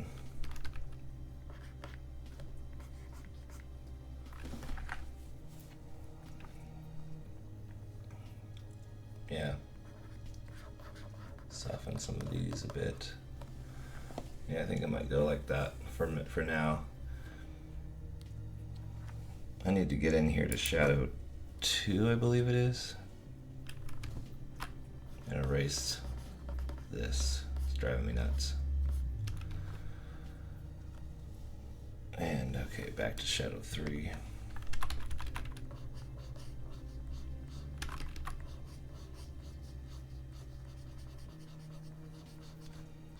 Push that in some.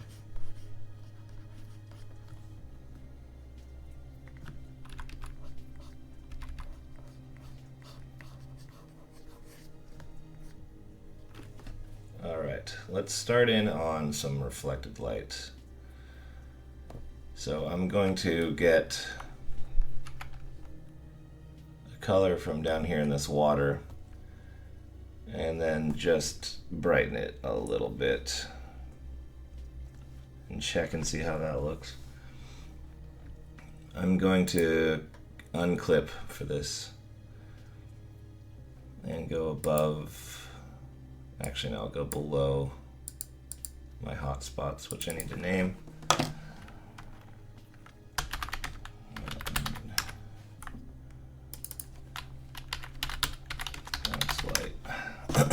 Okay, let's get in here.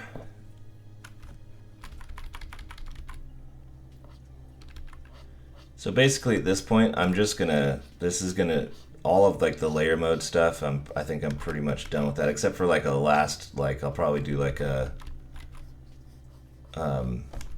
little bit of color dodge at the end because, you know, to push light in a few places. But for the most part, we're going into, you know, the painting. I'm also going to use this color as the water, like, you know, that is disturbed by her being in it, basically.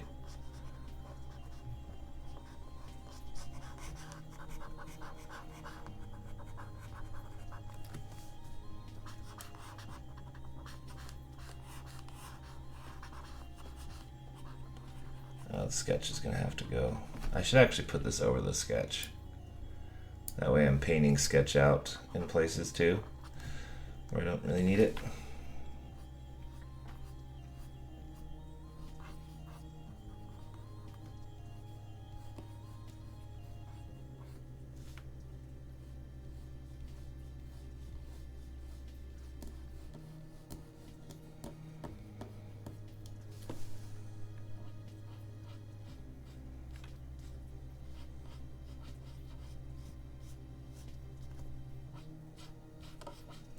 Oh, I might do one overlay layer as well to just push the overall colors down here into reflected light as well. This is like kind of like the getting the notable reflected light in, but then I might want to blend it down some. This is obviously way more than I would get at this point, but I'm just putting it in and then I'll erase it back a little bit.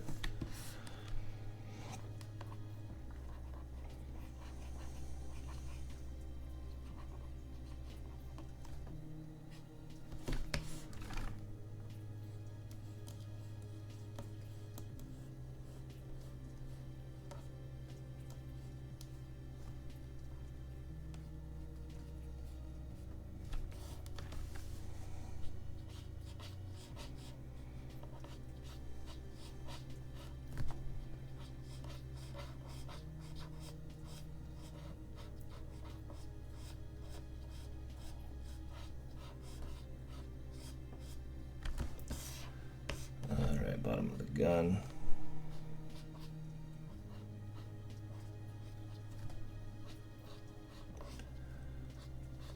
Bounce light is bounce light and ambient light are really good ways of re-establishing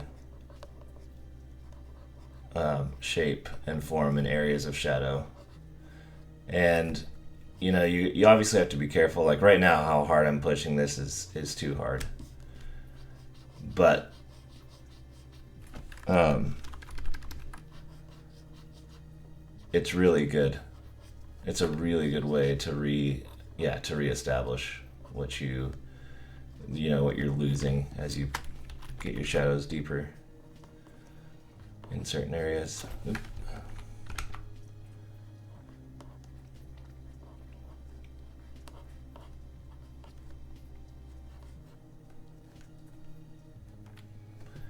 I don't know that it would really hit to here, but this also, at times you have to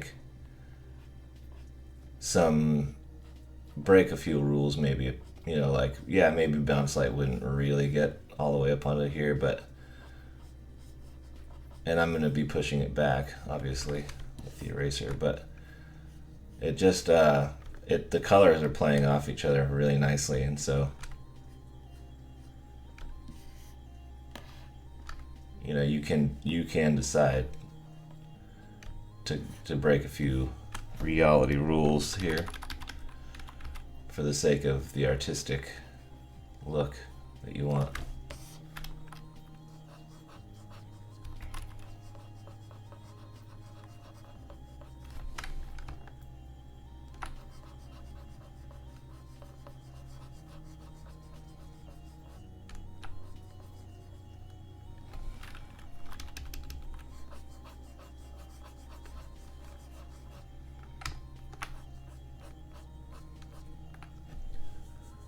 Okay, let's back off a bit and see.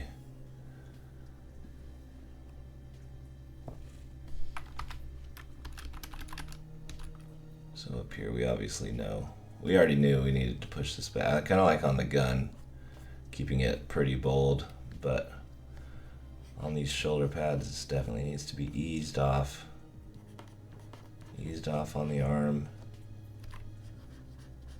And also, you want to make sure that forms are still being sold well, even with things like bounce light. So that means that there needs to be the point that's getting the most powerful bounce light, just like there's a point that's getting the most powerful main light, And so those rules still apply. It's still light. It's just light that hit something and then bounced back up at your subject, but it's still behaving exactly the same way as light behaves.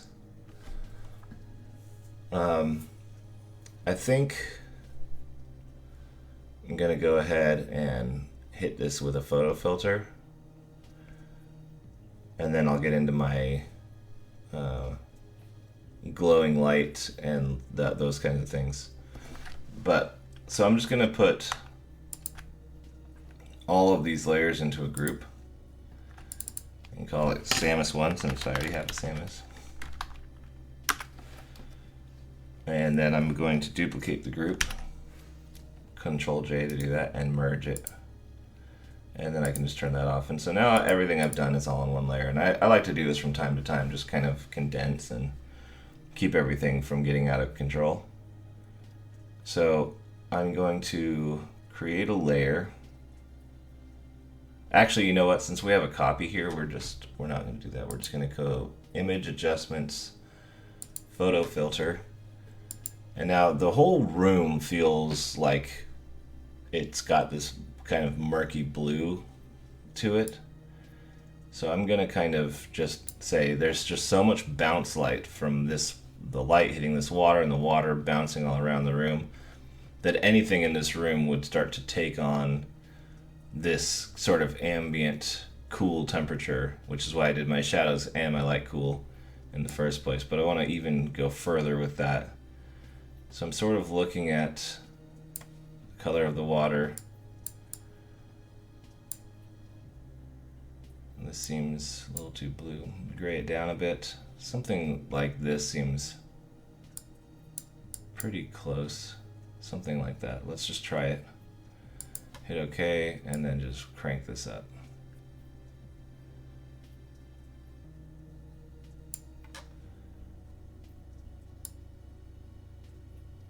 Maybe a little too far. I kind of like that. I think that puts her in the room quite a bit better. So we'll call that good. And create a new layer. This one's going to be set to, I think I'll do overlay first. Color dodge will be last. Set to overlay. And I'm going to get green, like a visor, like a bright visor green. Maybe not quite that saturated. And grab my airbrush. We're going to hit this mask. Start to get some glow going here.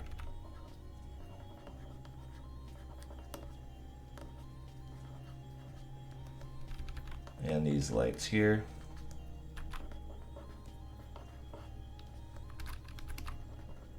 And here.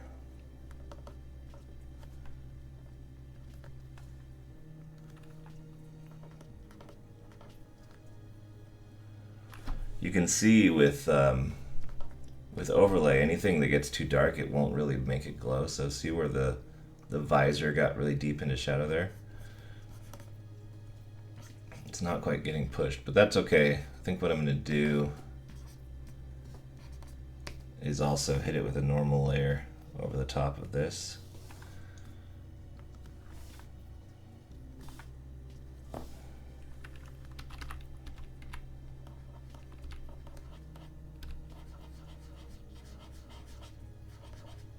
Oh, brush.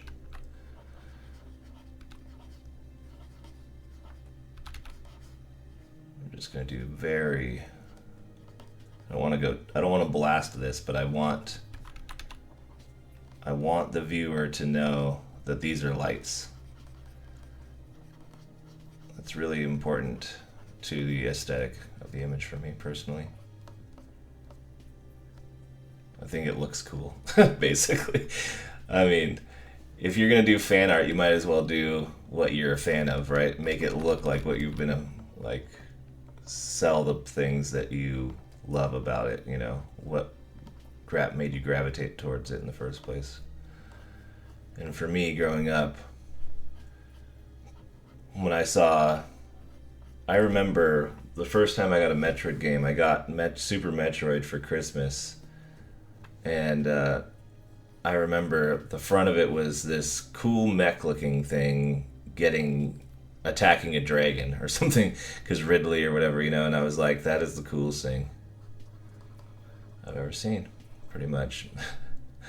And then the game was obviously extremely good. It was really hard though, when I think it was, how old was I, 10 or 11 years old, and the game was really tough for me to figure out. I got stumped several times.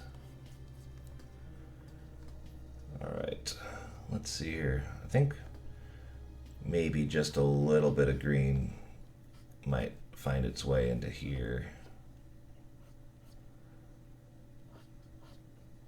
Might have to ease it back. I want it to be subtle, super subtle. Oh, we forgot to ease back this bounce light here.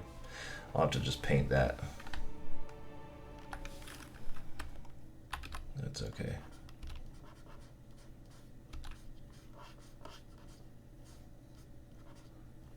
That seems okay like that. Okay, I'm gonna go super hot now with a color dodge layer. I think I'm actually gonna go slightly more yellow with my color dodge layer.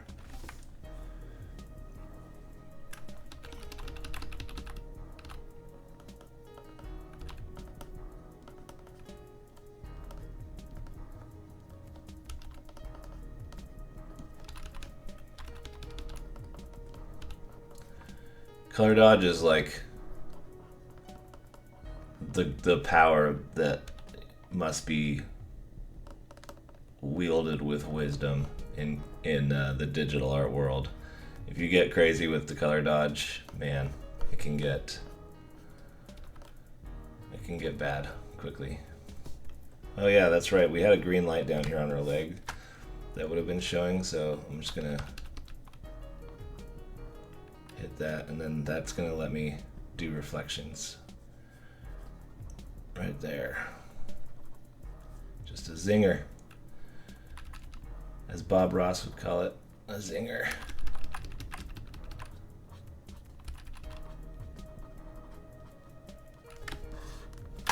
back of her hand we've neglected.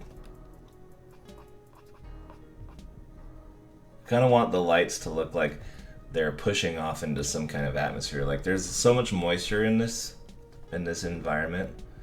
The lights are actually getting picked up by some of the fog, right? I always love this part of the painting process where, you know, just making light glow is just, I don't know, it has always just worked for me. So we might as well carry on down that path. Let's get this gun working. So go back to my overlay layer.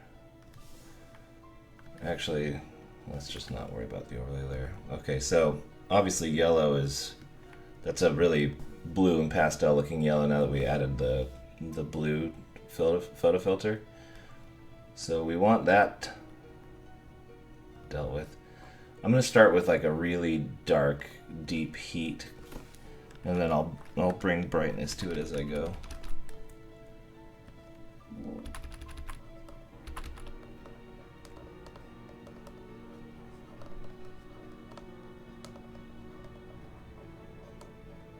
I might even go deeper than this, I don't know.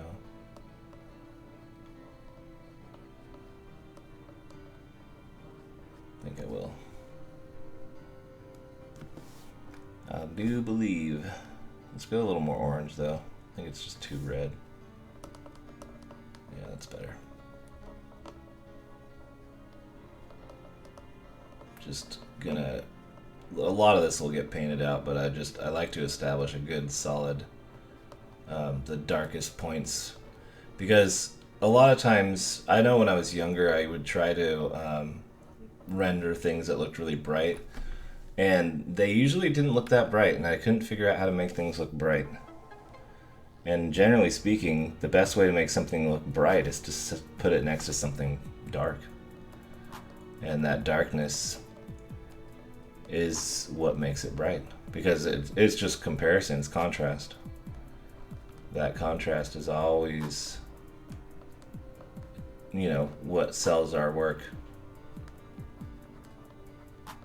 Alright, and I think just a little bit lighter, and then I'll hit it with color dodge and it'll just blow it out.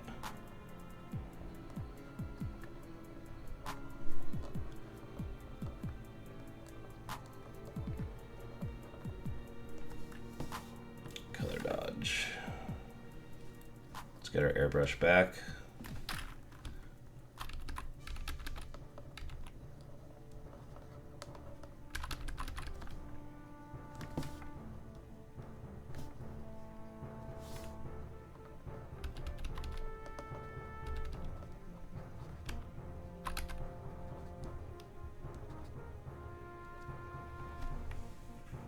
Okay, and I personally, there's a, I don't know if this has been in all the games, but I think it's Prime, there's like a little grate looking thing inside her weapon, or I don't really know exactly what it is, but I love that detail. So I'm going to do something similar and paint in like I think I'll get like really grayed out dark looking red.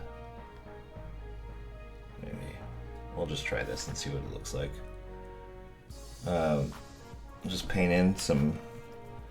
We'll follow the direction of the gun, like on the axis, right? So she's turned it like this way.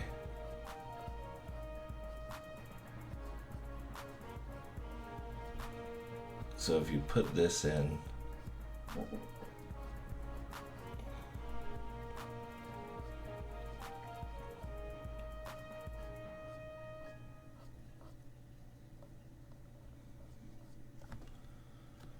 and then erase out from the middle, it starts to look like the heat is so strong that you can't actually see. It's just it's blinding you from seeing it properly.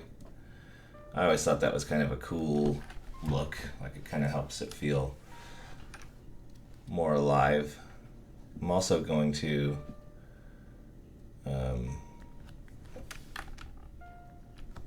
go like into the white.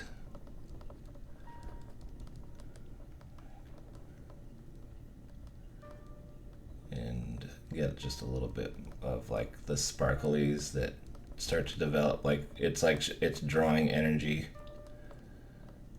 from around it or something.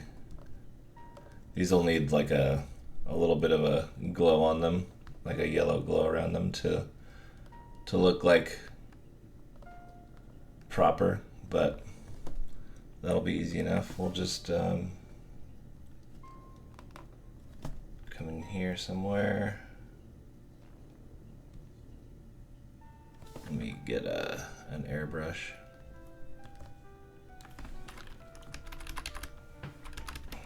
I'll just hit these really quick, like a little bit of glow.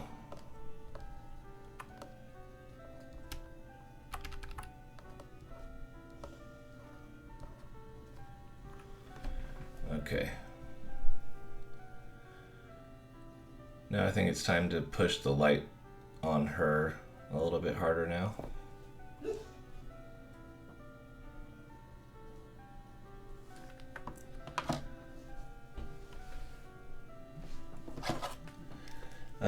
Let's see here. I'm gonna go for my color dodge layer.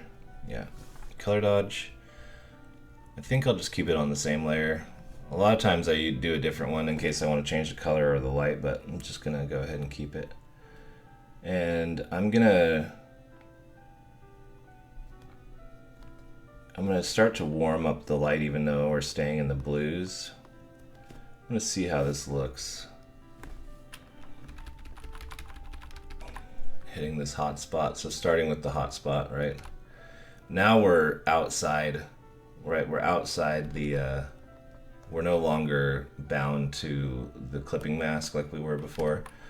So now I can get this light to like pop off her shoulder pads, you know what I mean? Yeah, I can get it to like that,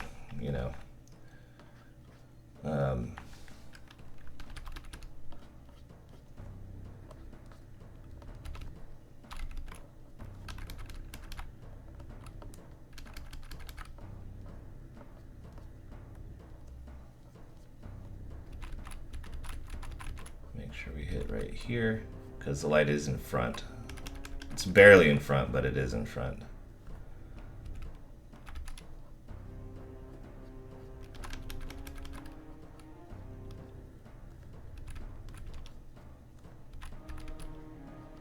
Maybe a little bit of light right there, just kind of catching that spot. And no light over there. Kind of like the idea of this just kind of all getting hit a bit right here.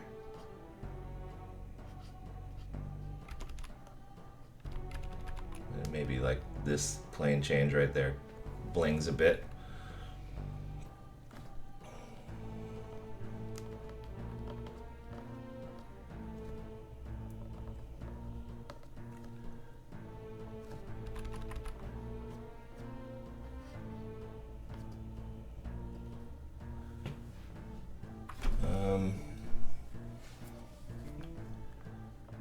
Okay, let's go in now. Create a layer. Let's go in now with my normal chalky brush. I'm gonna grab a little bit of this light, brightest light, or not brightest light, a little less bright than that. And I'm going to just do a few. Actually, I need to turn my canvas again. This angle of like slightly sideways, not really vertical and not really horizontal, has always been a little bit of a challenge for me. And in the traditional platform, I would always just turn my paper. So, it took me a while to realize like just turn the paper, in digital. And yeah, it helps. I'm just doing little touches on this reflected light where I think I'm going to be doing some water dripping off of her. Now, I know that the water probably looks too shallow for her to have been submerged in it moments ago, enough for it to be dripping off her body. But if you are a Metroid fan, you probably know that she morphs into a ball, and the ball would definitely be small enough to be underwater. So if she was rolling underwater and sensed an enemy and popped up to take a shot, she'd still be dripping water when she popped up.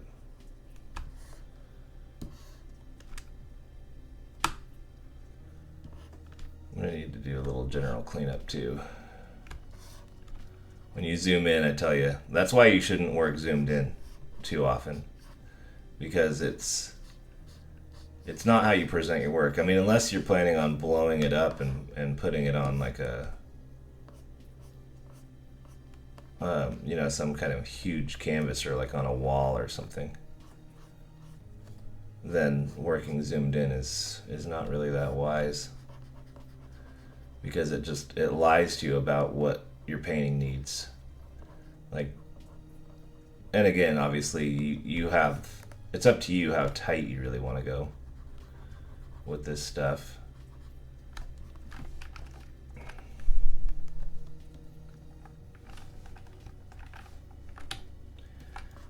Alright, I'm gonna just do a little general painting now. Just gonna start using the palette around me to paint. So just grabbing stuff with the color picker and then painting with it as I see fit.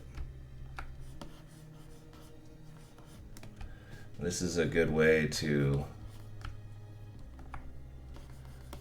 kind of get your painting to all marry up nice at the end. If you've been doing the thing about layer modes, they're nice, they're helpful, but they can also be a hindrance in the way that everything is playing off the last thing. Like, overlay doesn't actually paint only new stuff, it paints with your old stuff.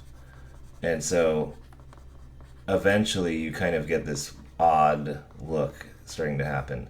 And same with multiply. Multiply just paints over your old stuff. And it can be good towards the end of the painting to go in and actually use opaque normal paint and use your color palette that you established along the way and just paint stuff in.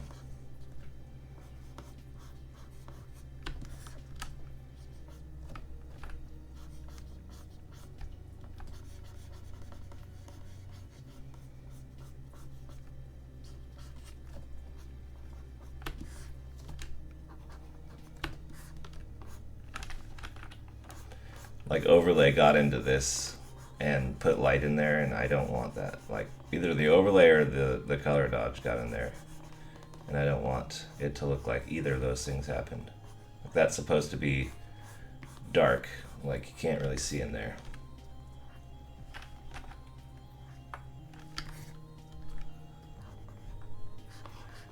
And in here, I want this to look like this kind of a thing. Get some darker shadows happening, like the deepest, darkest.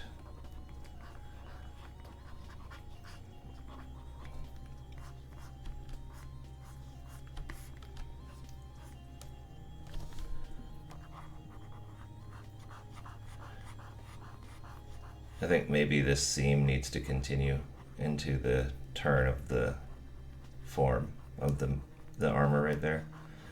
And maybe the profile should be just that little bit thinner. Dark. Get this a little more dark. Maybe put a seam there too. Like, this stuff all had to get made, you know what I mean?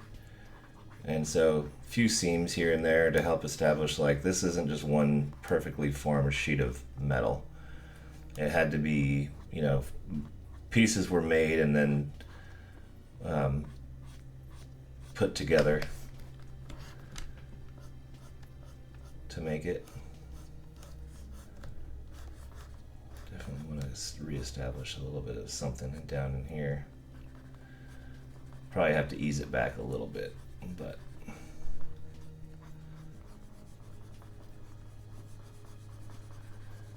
I I don't want it to be lost completely, you know what I mean?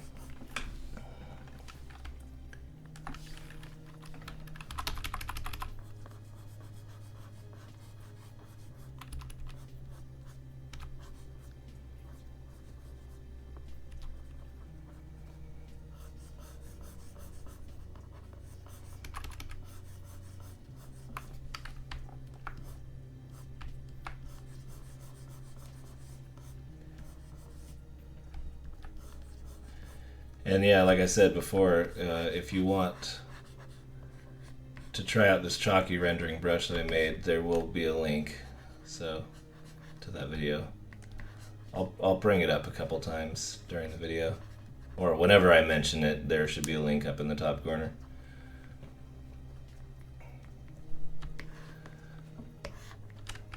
I firmly believe that the brush isn't everything, but I do also believe that a good brush that feels right is important. And it took me a long time. It took me a long time to find a brush that I really like. I mean, I've had some in the past, but like there was always, you know, I was always felt slightly like compromised in the way I used it. Like this brush feels like exactly what I want for basically most of my rendering. And Photoshop does come with some chalky brushes, but I don't know, they never quite felt right for me. I don't know. Couldn't tell you why. It is the way it is. Anyways, now at the expense of getting noodly, need to take my own advice and zoom out of this bad boy.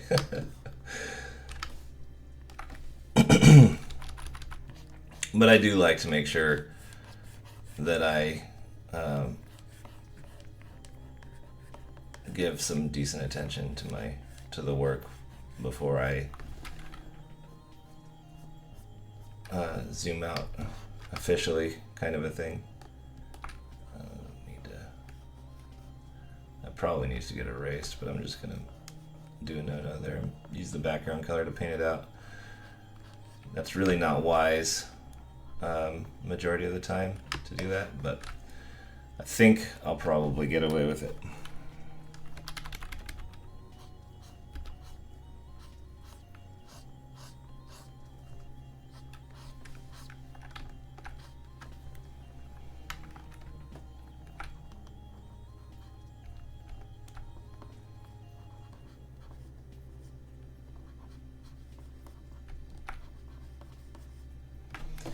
Alright, let's zoom out and see where we're at here.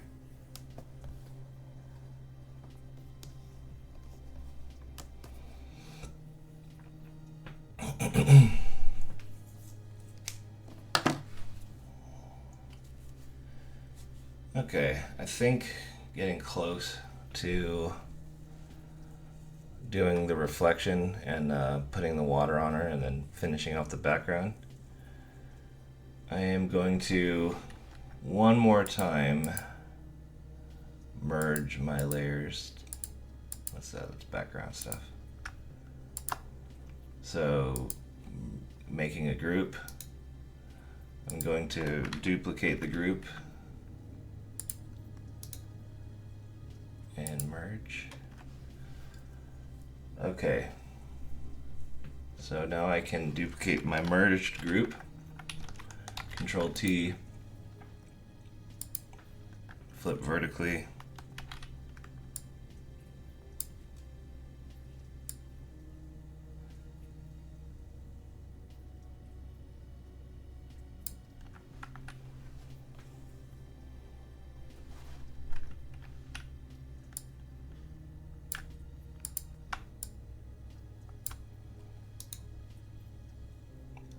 Distort.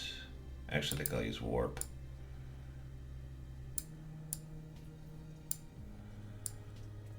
To just kind of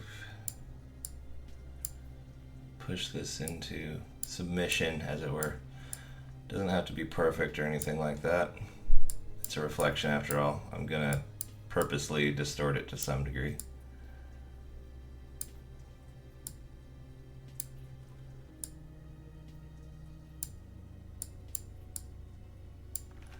Okay. Let's start by turning the opacity down. And then we'll go into adjustments, brightness, contrast, turn our brightness down because reflections are never as bright as the subject matter, or just about never anyway. Then I'll take this smudge tool, and this is probably going to be hard on my processor, pulling this amount of information around, but I'm going to go to where there's good contrast to do this so that hopefully it actually sort of shows up.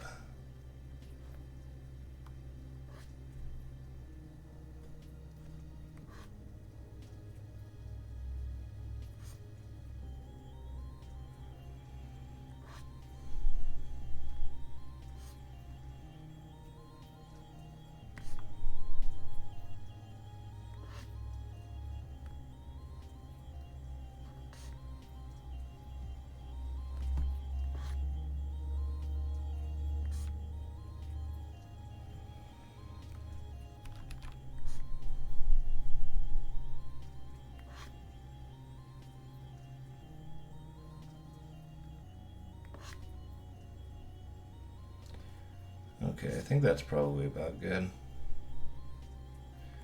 Now I'm going to take my feathered eraser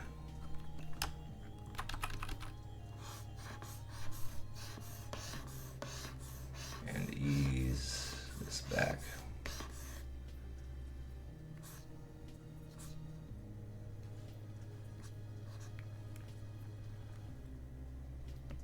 Take a brush, get the color of the mask. The light would maintain a lot more reflectivity, so I'm going to push that back in a little bit. Same with the weapon.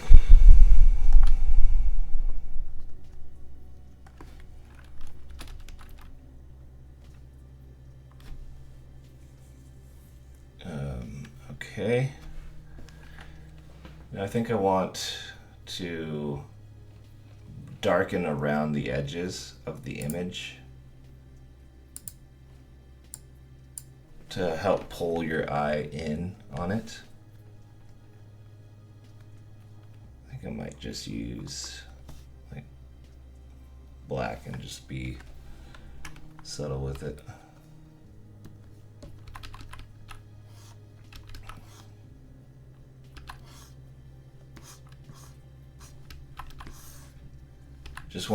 I just want to keep the viewer in, right? And so making there be less and less interesting things outside the focal point by darkening. And I can eventually ease this back if I need to. So let's see here. Let's see.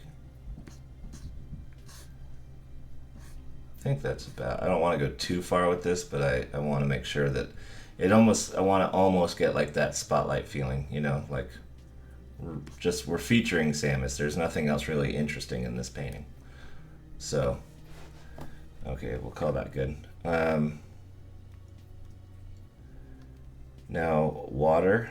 We're getting really close to the end here, guys, so hang in there. Just want to do some water drops coming off. Brighten this up a little bit. Let's break this water up a little bit more.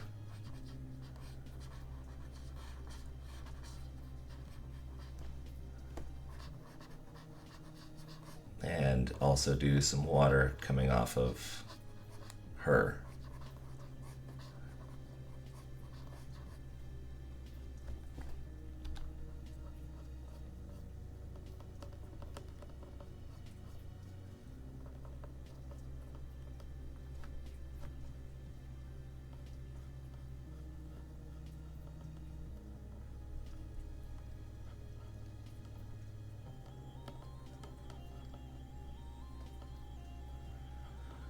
I'm obviously going to have to hit this with brighter. I'm going to have to go in and actually hit it with brighter light too, where there's light.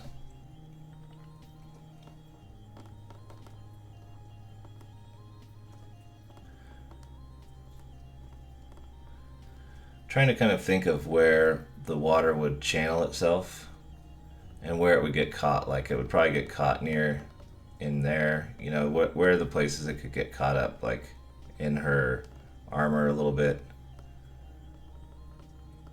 It might try to run down her leg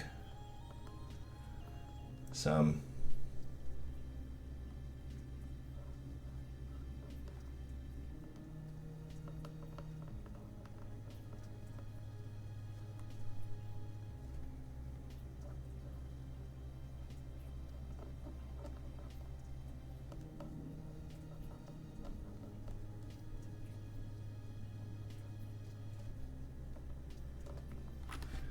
Okay, let's go bright with it now.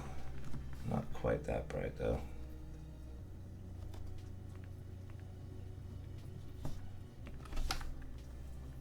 And get in here.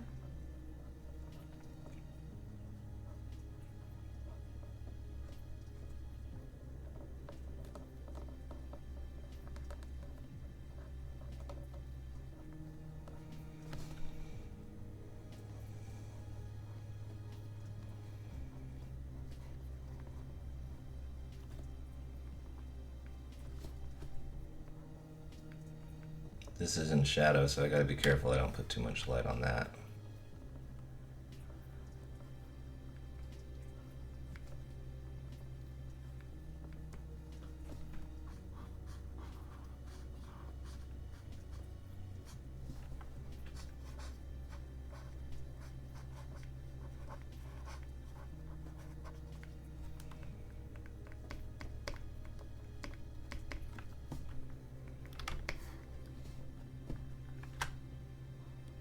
This should actually get green on it, to be honest, but this video has probably gone on for a really long time now. I didn't really time check, so I'm not positive, but it feels, you know, usually it takes me a couple hours to paint something, so it feels like it's got to be getting on in time, and I'm thinking that you probably are pretty much aware of my process at this point, which is what the point of this video was, is to kind of help you understand my painting process. So should probably be thinking in terms of wrapping this one. I think we've just about gotten close. You know what, I could just hit that visor real quick. Zinger.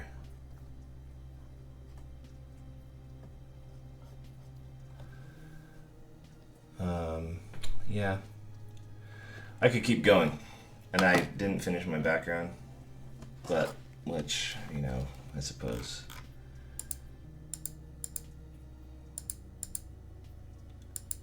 very quickly I could do like this.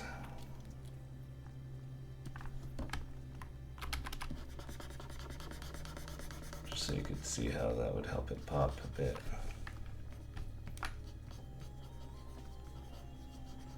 And I wouldn't really go too much more into depth with it than that.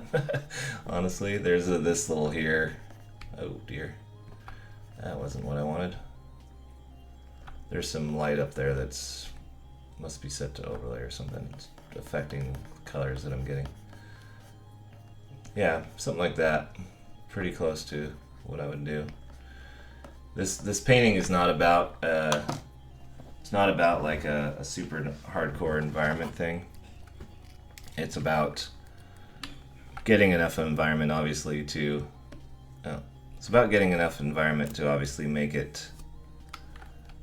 Samus feel, you know, like she's in a place, but it was always about featuring Samus. So I might, for like a last look, I might do something like create create an exposure layer up top and do like just bump the gamma up a tiny bit. Brings a little more life and depth to it. And then a tiny bit of exposure. And yeah, I'd probably look all that good. So anyways, I hope you guys got through this. I hope you learned a lot.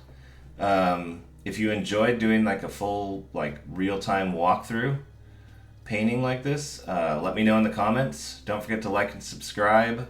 Follow me on Instagram, and I will see you guys in the next one. If you enjoyed this video, don't forget to like and subscribe, share it with your friends, ring the bell for notifications of future videos, and I'll see you guys in the next one.